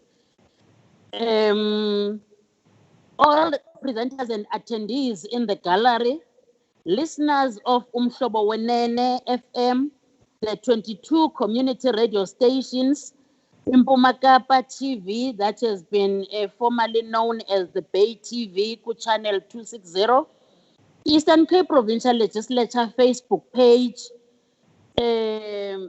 abake basezholweni siqinisekile into yoba bayi-observile social distance, ba-sanitizer all the time, and support one another. All distinguished guests, ladies and gentlemen, We remember that the legislature has functions zayo ezinikezwa i-constitution of the country: lawmaking, oversight, public participation and education, passing the budget, that is the provincial budget, ngomnye womsebenzi we-legislature. Now, during this day, on this day when ihleli iparlamente yabomama, sikhumbula into kokuba in front of amalungu eparlamente in the house, we have pieces of legislation that are in the process of being established, and some of them are being in the process of being reviewed. Those are the bills in front of the house. It's the Eastern Cape Money Bills Amendment Procedure and Related Matters Bill of 2020. The second one is the National Forest Amendment Bill. The third one is National Environmental Management Laws Amendment Bill, 2017 ke yona. And the Recognition of Customary Marriages Amendment Bill, 2019. Process ngalomzuzu. So ndiziraise nje ezi bills, Honorable Speaker and the House, is that we are interested in seeing the role of women kakhulu kule iyi Recognition of Customary Marriages Amendment Bill of 2019. Once the bill is passed, women of the province and the women of the country who are in polygamous customary marriages will enjoy the rights to control and own property as equal partners as their husbands. They will have equal footing and status as their spouses. Yigain ke leyo esiza kuba nayo si-enjoye and celebrate ngexesha sabe sisithi upasisiwe lo mthetho. Women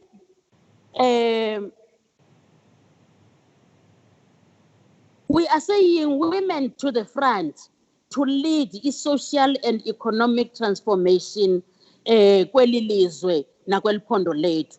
So as the Women's Caucus, iye yahlala yabona i-Women's Caucus into kokuba kufuneka ijonge icebise i-legislation uba xa iza nomuntu oza kuthetha the guest speaker kule Women's Parliament mayibe ngumuntu onjani. So ayenzanga mpazamo. The legislature, led by the Women's Caucus, has chosen Professor Hlengiwe Mkhize, who is currently the Deputy Minister in the Presidency for Women, Youth, People with Disabilities. Yinkokheli ke le that has previously served as the Minister of Higher Education and Training. After a brief stint as the Minister of Home Affairs, she has been the Minister of Telecommunications and Postal Services and also a Deputy Minister at the Department of Economic Development. She has also been a Deputy Minister in the Department of Correctional Services. She served as the MP since 2009. She's a founding member and trustee of the Children and Violence Trust since 1995, a trustee of the Malibongwe Business Trust from 2005. She holds a master's degree in clinical psychology from the University of Natal. So today, in this parliament, the Women's Parliament, hosted by the Eastern Cape Provincial Legislature, sizisa umpondo zihlanjiwe, a well-rounder that is rounded and balanced both politically and administratively. Professor Hlengiwe Mkhize, nansi Eastern Cape, naluluntu, nansi legislature, nazi stakeholders. Over to you, my leader. Thank you very much. Thank you very much. Ndiyabulela kakhulu, Chair of Chairs. What a warm welcome. I just want to remark that it's a very difficult time for me when you start talking, when your time is long over. but I will try my best. Our first citizens, Utata Umabuyane,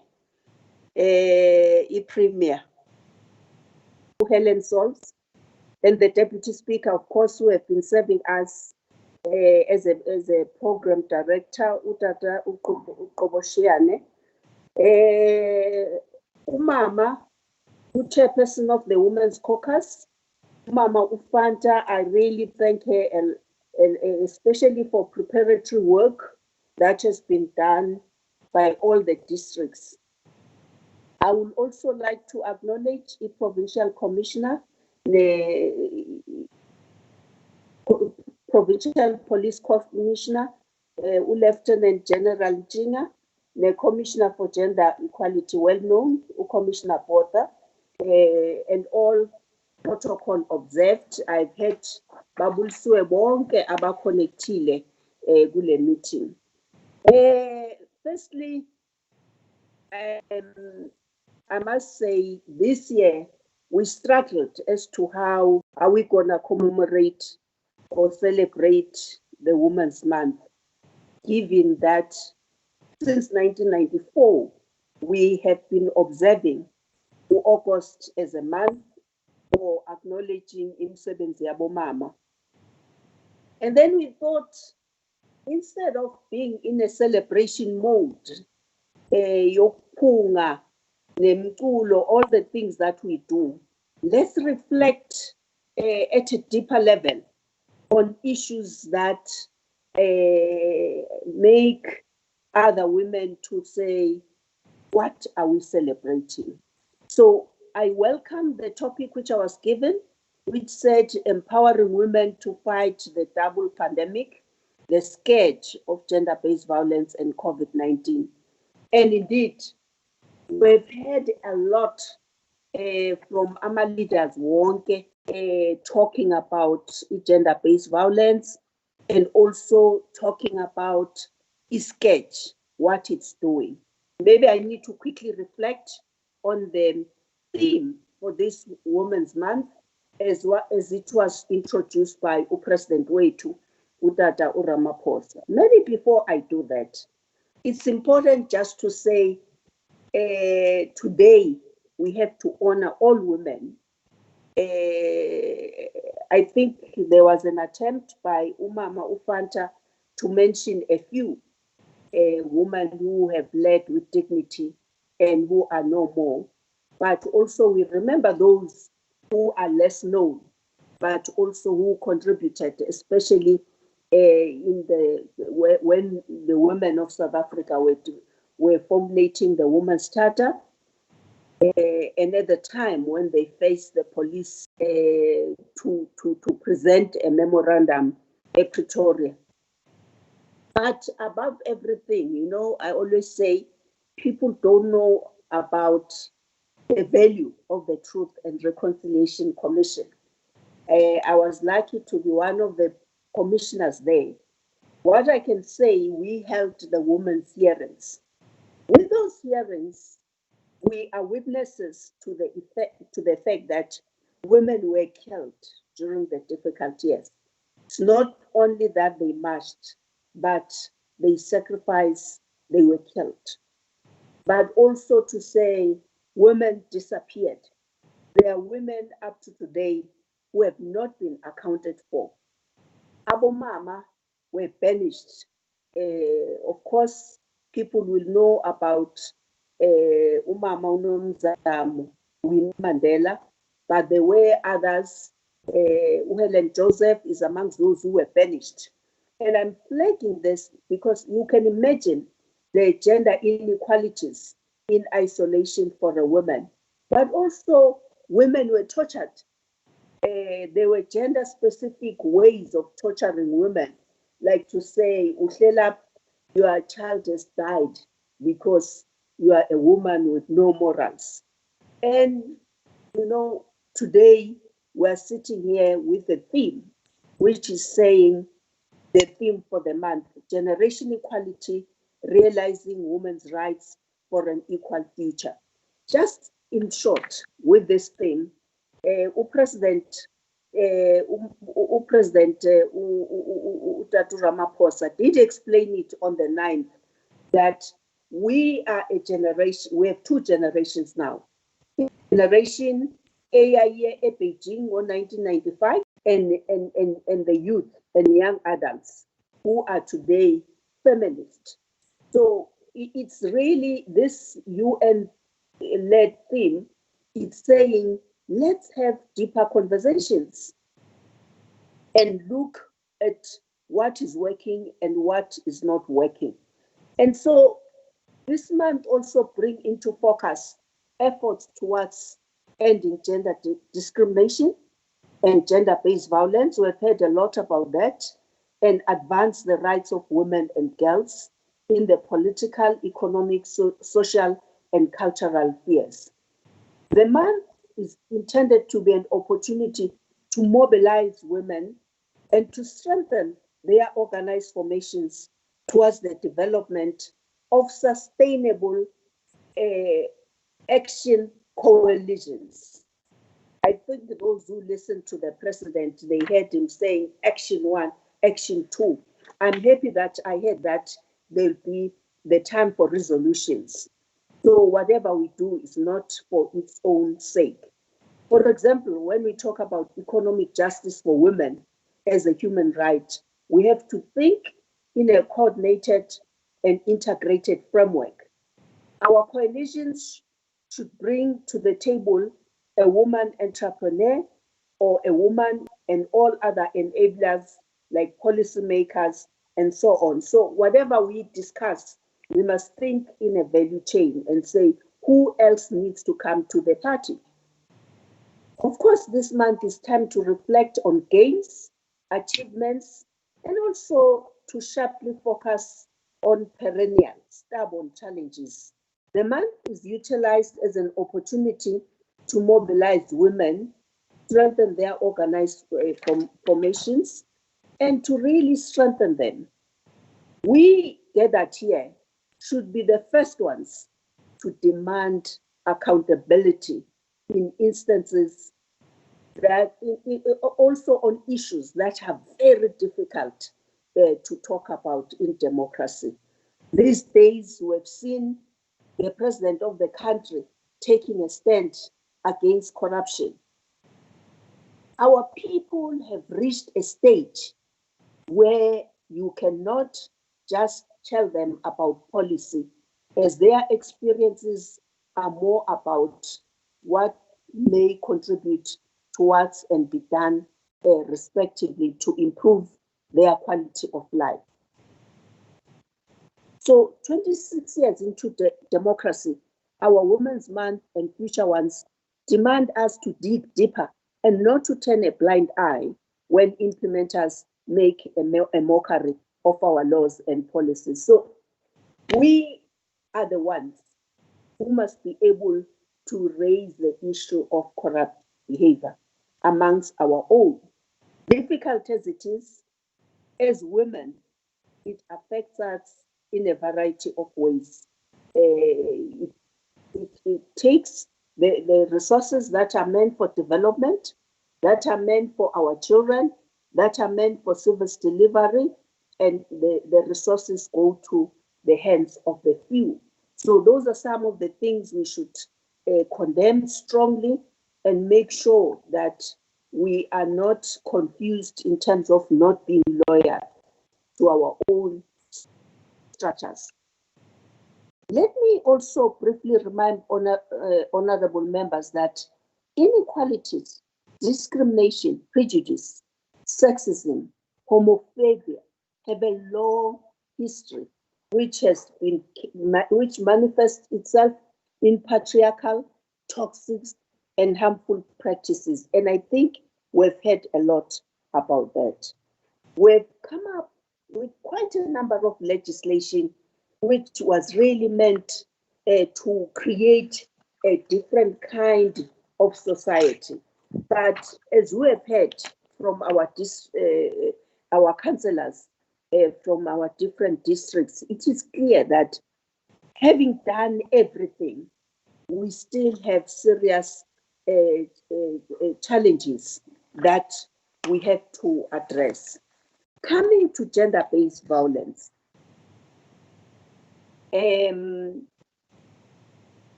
heard a lot this morning about gender-based violence, but I just want to emphasize one point, that as leaders in our districts, we have to be on the lookout for our youth in institutions of higher learning. We've heard this morning about what happened to Uyinene Mrwetyana.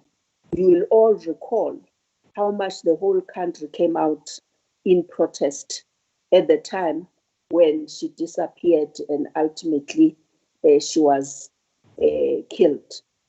And of course, we've also heard this morning about Astandile, again, another young person who is a university student, who was an activist in her own right.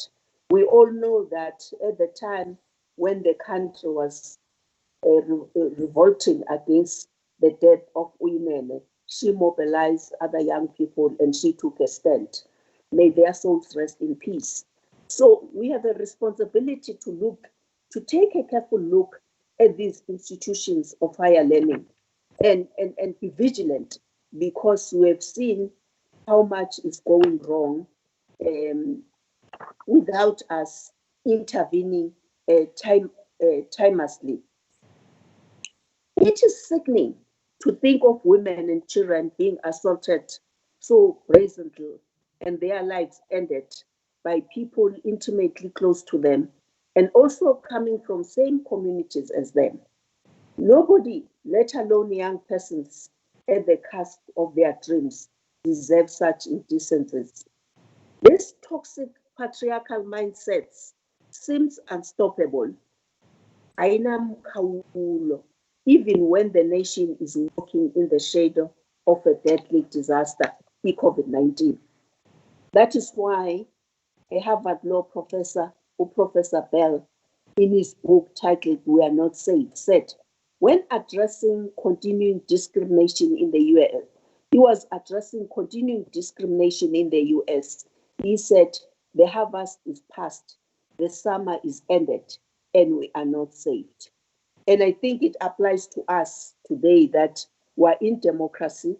Then in America, they were over the slavery laws and all those things, but their struggle continues. As we all know that up to today, they are facing the Black Lives Matter struggle. Let me come back to what has been done in addressing gender-based violence. President Ramaphosa, 2019, on the 8th of September, led a high-level multi-party debate in a special sitting of Parliament, and the outcome of that sitting was the adoption of the Emergency Response Action Plan. The goal of the adopted plan was to combat violence against women and children through a coordinated government and civil society plan. But what I need to say quickly about that plan is that the president insisted that we don't have new money, the budget, but all executives must get money that has been budgeted for and approved and utilize it for fighting the scourge. What is interesting is that all departments could come up with about 1.6 billion.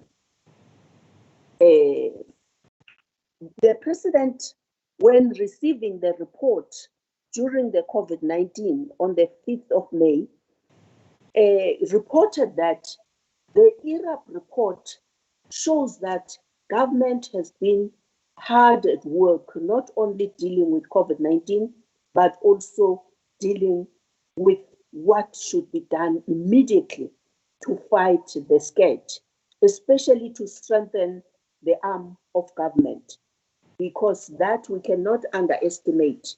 Much as we know there are things that should be done by civil society, but in any country, the protection of citizens is in the hands of a criminal justice system which has a mandate to create safer communities.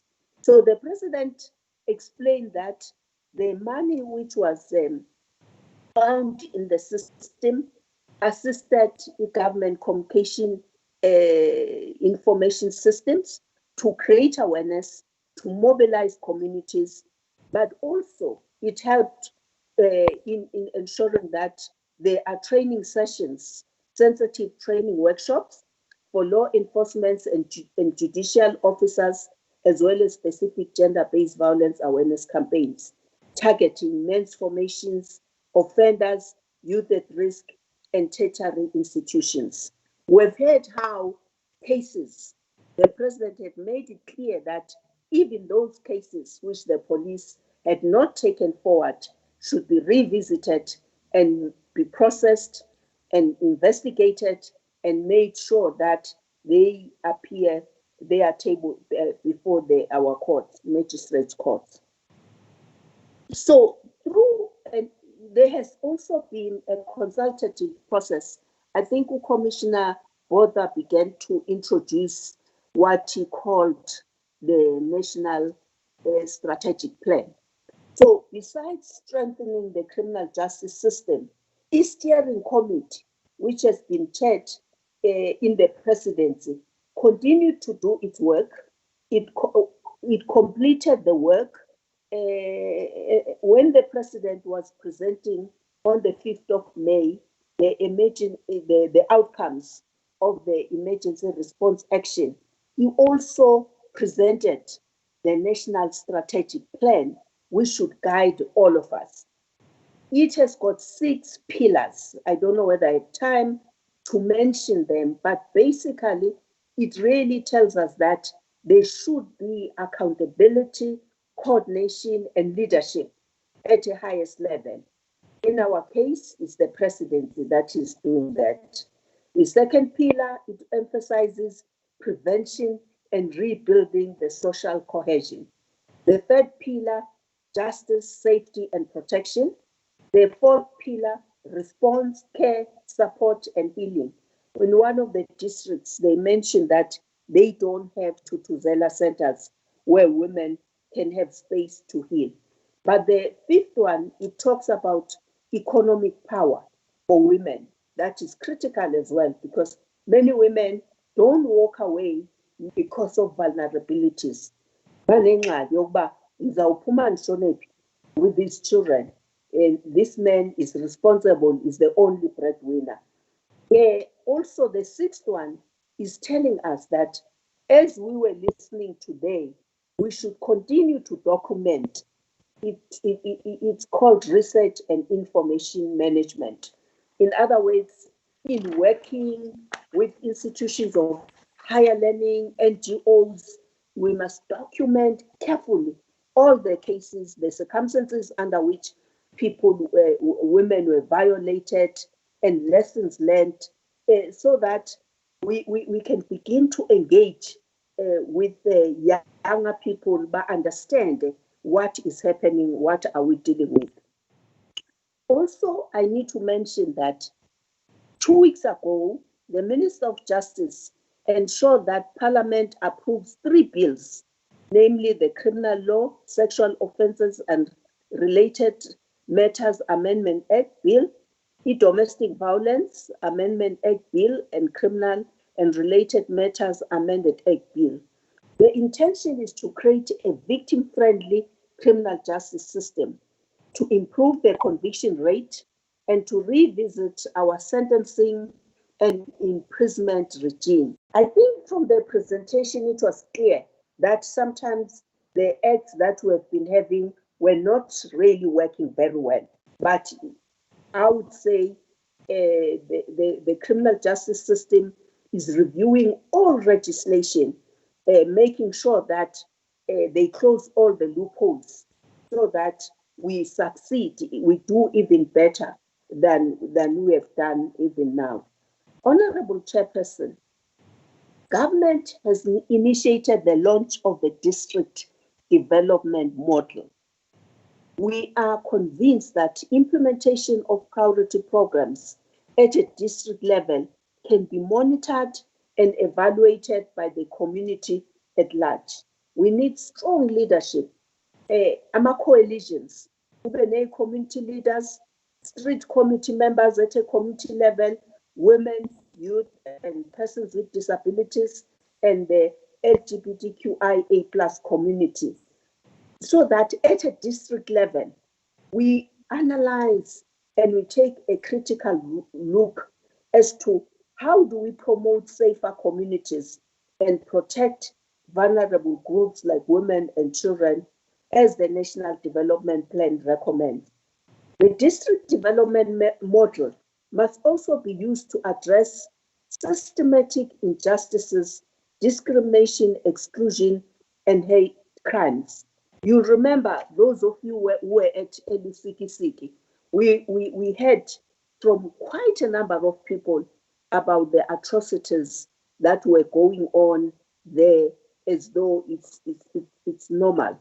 But today, I'm happy that our district leaders have been mobilizing, and we hope they will then adopt the National Strategic Plan and work within that framework to form coalitions and to strengthen all the pillars that are in the National Strategic Plan. Coming to COVID-19, honorable members, COVID-19 has really brought to the fore the cracks of inequality that we inherited, and we have not been able to deal with it effectively. We also, how women were the first ones to be out there to look for food parcels, sometimes standing in long queues, but also just carrying the burden of poverty and want. And so we, as public representatives, were at level 2, but the president have said we have to remain vigilant and ensure that we adhere to all the protocols. Our communities need all of us to constantly remind them of their own responsibilities in preventing the spread of the virus. We've heard that in other countries, there's always a second wave. And in our case, especially in provinces like ours, with huge rural communities, we have to do more to ensure that they have quarantine sites that are well mended and all the facilities that they require, even in extreme cases where they need hospitalization. But when talking about COVID-19, already at a national level, really the thinking is that how do we then reposition our economic architecture in such a way that we improve the quality of life for women? Just to reflect briefly, since 1994, we did come out with empowerment legislation, the preferential procurement policy framework, the broad-based Black economic empowerment. But unfortunately, most of these legislation benefited men, and hence women are still living in abject poverty. This time it was not white men, it was Black men. Hence we have an anomaly of a few who are wealthy. Some, they are billionaires, some are millionaires, but we have the majority of citizens as women, youth, and persons with disability living in abject poverty. So the president was brave on the 9th, where he said, government have to devise strategies which will ensure that women-owned businesses get not less than 40% of procurement.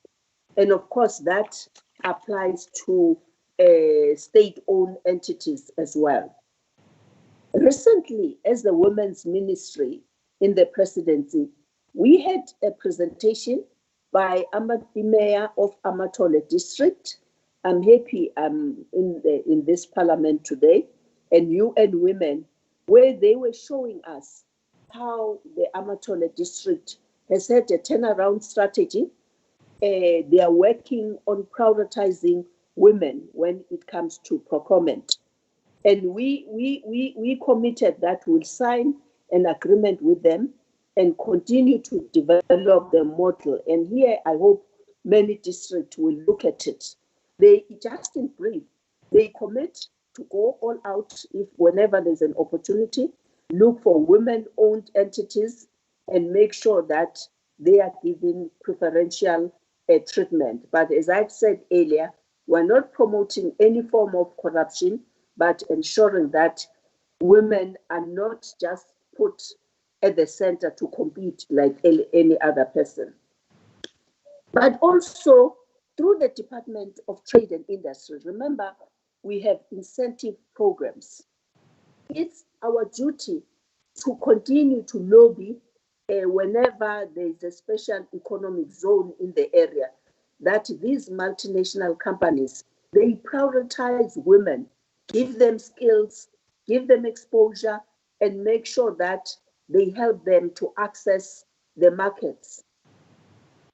Through supply chain management in different departments, in all spheres of government, we as public representatives, we should monitor very closely what departments are doing and make sure that we hold them accountable for failure to empower women.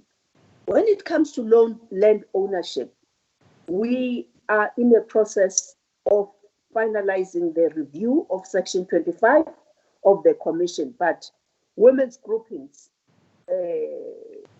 have a responsibility to be out there campaigning for women ownership of land and assistance to be enabled to work on it so that they become active players.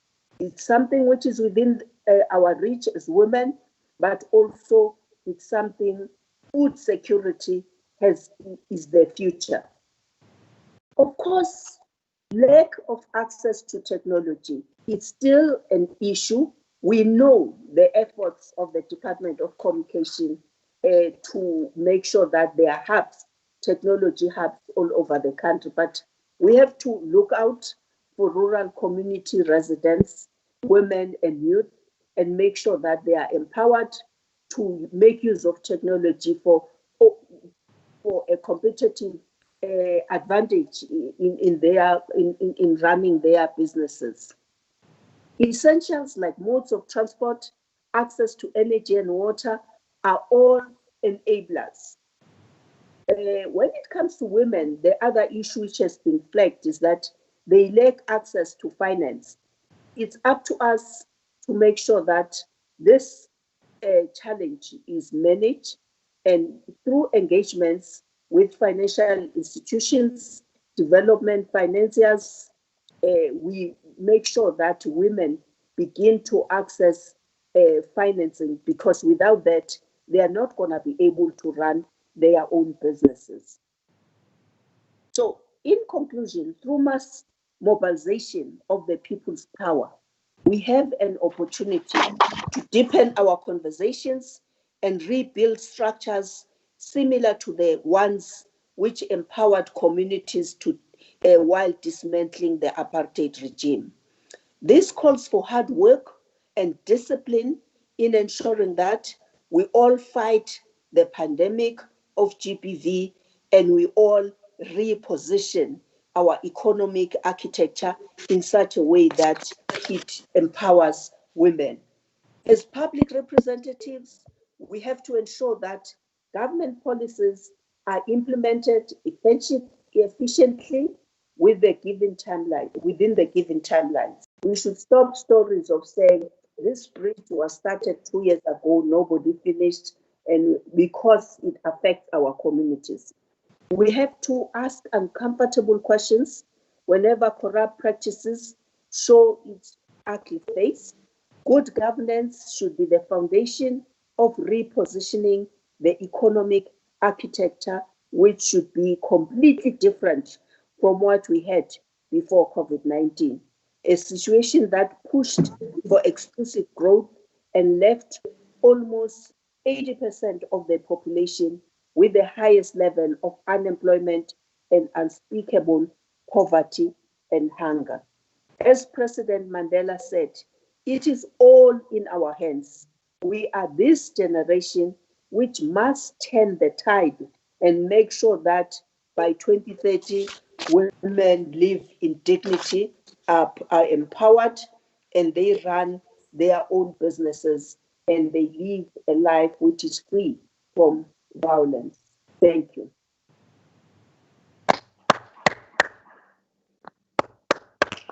Round of applause, honorable members. Thank you very much, Honorable Deputy Minister. Indeed, this was well prepared, well presented, and you are really talking on issues that are affecting women as well as men in this country, because the gender agenda requires everybody who is living. Honored members, now we are about to table draft resolutions as captured from various women formations. And I humbly request that all parliamentarians connected virtually here and wherever you are, this is the time that you must all come back, because when we are tabling these resolutions, we need every delegate to be present, and you must connect again. Honorable Thumeka Gaya, from where you are, I will request you, Honorable Member, to present the deliberations of today's Parliament. And I'm quite also happy to observe that Honorable Premier is still with us, connected though traveling. Ulumbuso sizawungena kwela xesha ngokunaloko ukuba kube kwizindululo zale Parliament ukwenzela uba zonke izinto abantu bebethethe phezu kwazo sezikwazi into yoba zifumane indlebe nokwenziwa kwazo execution kurhulumente wephondo leMpuma Koloni. May I now invite Honorable Gaya to take the podium. Thanks, Honorable Deputy Speaker. Let me take this great privilege. Ndibulise mhlenyanga ndibabulisa ke ngobuntu nothando lo mama uWinnie Madikizela-Mandela, umama uAlbertina Sisulu. I greet you in the painful yet silent voice of the women who are victims and survivors of gender-based violence in this country. I humbly convey my deepest condolences to all those who lost their loved ones.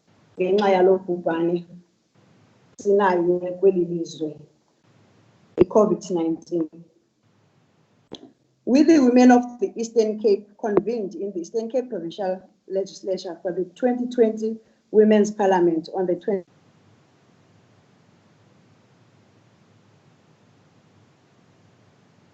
In the numbers of gender pandemic, and the women cannot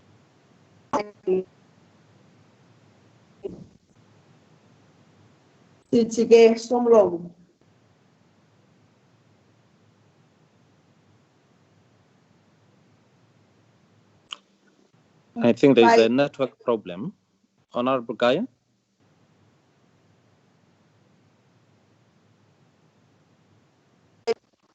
I can hear you, Deputy Speaker. There is a problem. I don't know what is happening. We are Kauka. Can you just remain stationary? And yes, can you proceed? Maybe you are going to buy now. Maybe let me just.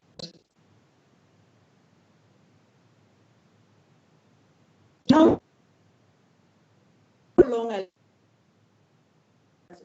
having experienced the impact of alcohol abuse and drugs in the social ills of society.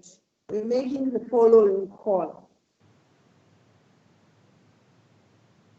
I think let me just use my my gadget speaker, because I think that all women across society take a lead scourge of gender-based violence in the province of, and the call for gender-based violence to be prioritized throughout the year and not only to be confined to Women's Month. development of strong and impactful strategies of combating drug and alcohol abuse in our communities, removal of cultural stereotyping that is aimed at oppressing women. Honorable Deputy Speaker, that xa siswelekelwe ngawo baye emakhaya siye sinyanzeliswe into yoba amazinyo. Encourage the strong contribution in fighting gender-based violence, including in its content and programming. Call for the revitalization for women and prioritization of assistance to women's economic and skills development as a priority of government. Inculcate educational programs on gender-based violence that are inclusive of the boy child. Educate women on the dangers of premature withdrawal of gender-based violence. Call on police, government, and families to refrain from encouraging women to withdraw gender-based violence cases. There's the Paimakaya. Okokuba ukuthi xa uhlukunyeziwe kuthiwe hayi ngumalume hayi sawulala sophelisa loo nto singomama beliphondo. Call for the fast tracking of and prioritization of gender-based violence cases and address the challenge of the case in the police investigation. Call for a special women's support desk at all police stations to ensure women's issues are addressed in a conducive environment of the law managing bail that makes it easy for men to get away with gender-based violence cases.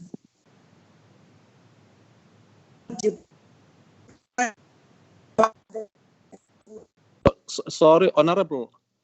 I think I'm getting a lot of complaints. Honorable Gaya? Yes, Honorable Speaker. Many members are complaining that the interruption is too severe. They cannot hear the declarations and the resolutions. I think the option that we now have, I will have to read them from this side for the sake of those that are listening. I'm also getting a sense that also the Premier is struggling to hear. I think you've got a serious network challenge from that side. What could be the problem, Honorable Speaker, because you are audible on your side. Okay. I think let's take it from this page. Call on police, government, and families to refrain from encouraging women to withdraw gender-based violence cases and call for the fast tracking and the prioritization of GBV cases and address the challenge of the case dockets that go missing during the police investigation. Call for special women's support desk at all police stations to ensure women's issues are addressed in a conducive environment. Call for the amendment of the law managing bail that makes it easy for men to get away with GBV cases, and call on departments to prioritize the appointment of women in strategic positions. Scorecard of senior managers in government must include accountability for women appointments. That will be a mainstreaming in our terms. The next resolution call for sustainable job security for women in all sectors and call for the address of gender-based violence perpetrated against all genders, including men. Call for the establishment of community neighborhood watches. Men must lead the call and develop campaigns to ensure that men understand the impact of their behavior and change the narrative to fight gender-based violence that is led by men. Prioritization of establishment of women care support centers for GBV victims, strengthening of moral regeneration movement and women's campaign to curb GBV, and prioritization of provision of land for women to do farming. Let's go to the next page. Work opportunities for women be prioritized since they are the majority of unemployed in the districts, and lack of magistrates in courts leading to delays in the processing of cases of gender-based violence. lack of resolution of cases from 2012, in particular, that have not yet been resolved, the joint law enforcement campaign for protection of women, and the support for families affected by gender-based violence. Psychosocial support is required and needed, and the provision of pepper sprays, as well as other methods of self-defense and defense mechanisms for all areas, including rural areas and schools. Review of the parole system on gender-based violence, I think it's a perpetuation, I think, or perpetrators. I think that's that has to be corrected. A visible policing is required, empower women to be self-sufficient, and make business premises available for women. Next page. Prioritize the awarding of work to women and create conducive environment for women to freely disclose their statuses. Challenges for applying for grants of children who apply for social grants, and curb abuse of women from being abused of their rights during estate finalization, and support to child-headed families by stopping child labor also by foreigners and stoppage of sexual abuse, establish women's desk at police stations to provide a conducive environment for women to report their cases, and launch of progressive men's movement against gender-based violence. We are tabling, as Honorable Gaya, these resolutions, Honorable Parliament, to you. Unless there is something you feel strongly that we must also add, but this is to Parliament for adoption. I now present the resolutions. Agreed. Agreed. Agreed. Thank you very much, honourable members. I think. Yes. Chair. Yes, you are Good noted. afternoon, Chair. Good afternoon. Can I speak now? Can yes, I speak? You can speak. And who is speaking? Yes. Honourable Mantashe is my surname. Yes. Yes. Yes, ma'am. Chair, I appreciate the work done so far, but I also agree with the declaration, but with one item that is not, I did not hear it being included in the declarations.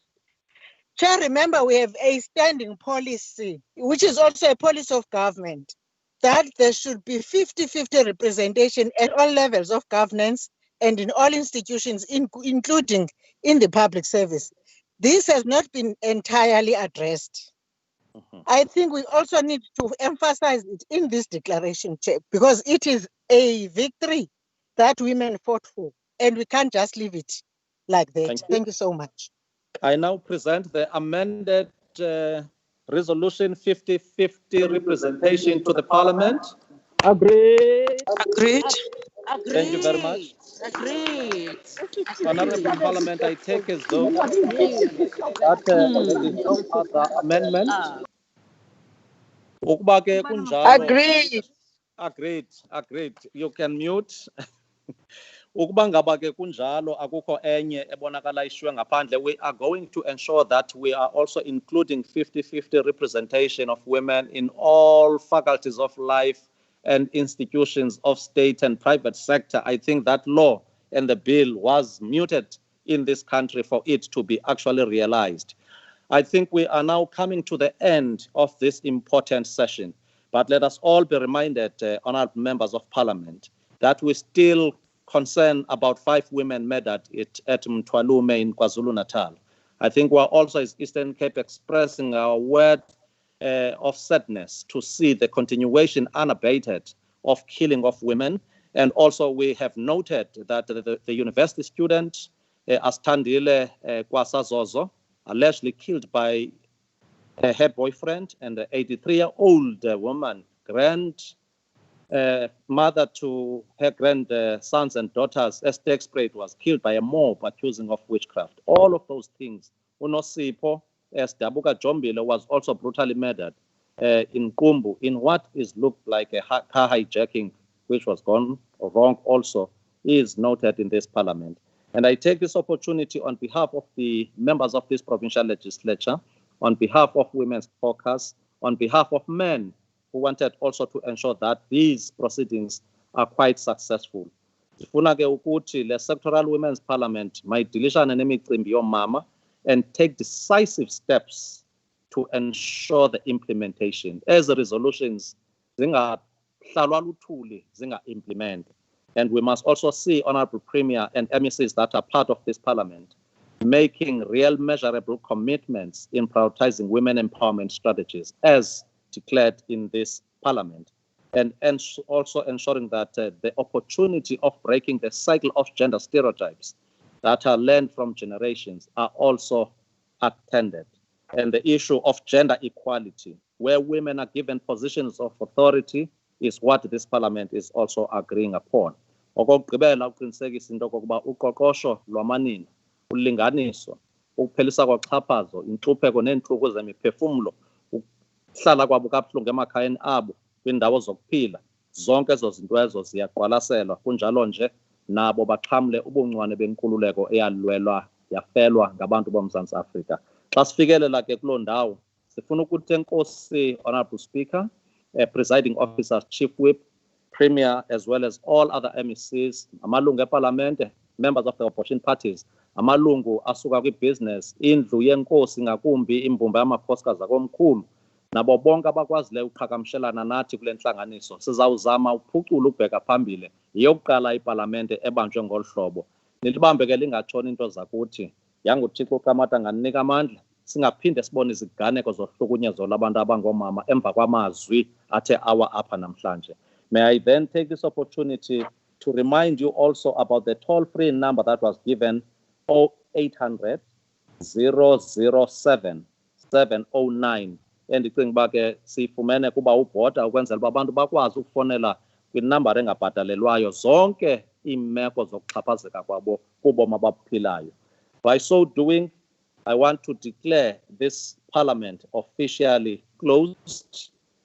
Sithatha ngoba nabafundisi abakhoyo apha siyayibulela igalelo nenxaxheba abathe bayenza noba imithandazo ibingaphakathi kodwa siyafudumezeka ukubona into kokuba omama bokuthandaza iinkonzo zonke xa zibethiwe intsimbi bakwazi ukuthi nabo uThixo makathathe indawo ngokuna amaxhwele namagqirha athe nawo akwazi into yokuba ukhuze lo mkhuhlane unzima ukuphathwa kabuhlungu kwabantu abangomama. Sithe enkosi kakhulu ngaloo mazwi ke iyavala ngoku iParlamente. The session is officially adjourned. Thank you very much. Thank you. Thank you. Awesome. Senkosi. Siyabulela. Thank you very much.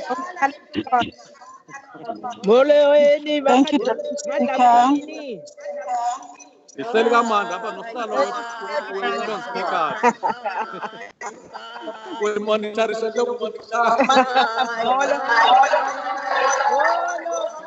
Ayabulela amakhosikazi.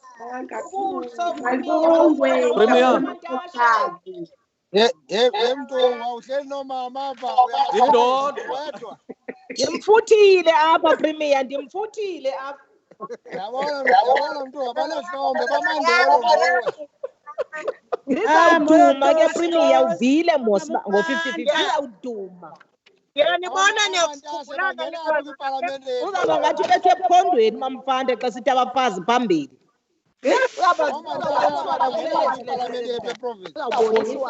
Siyabulela district zakuthi omasipala ngenxaxheba apha baye madoda kanti ndim nawe nje qha.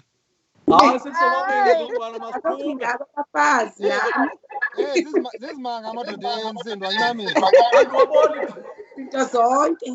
Ndikhona madoda. Ndikhona madoda. Babalekile. Nangu Mr. Jana himself. Hawu John ebakhona no-Comrade Kara. Kukani babone. Siyabulela Premier wephondo. Siyabulela nathi enkosi. Enkosi kuProf Mkhize. Right, that's good. Molo Mamantashe. Emotweni. Uright Ntomzana? Uright Mamantashe? Unmute man uthethe. Mamufanta uphilile. Ngiyaphila torho ndiyanithanda nonke. We love you, we love you. Yes, we love you. Thank you. Nge presentation to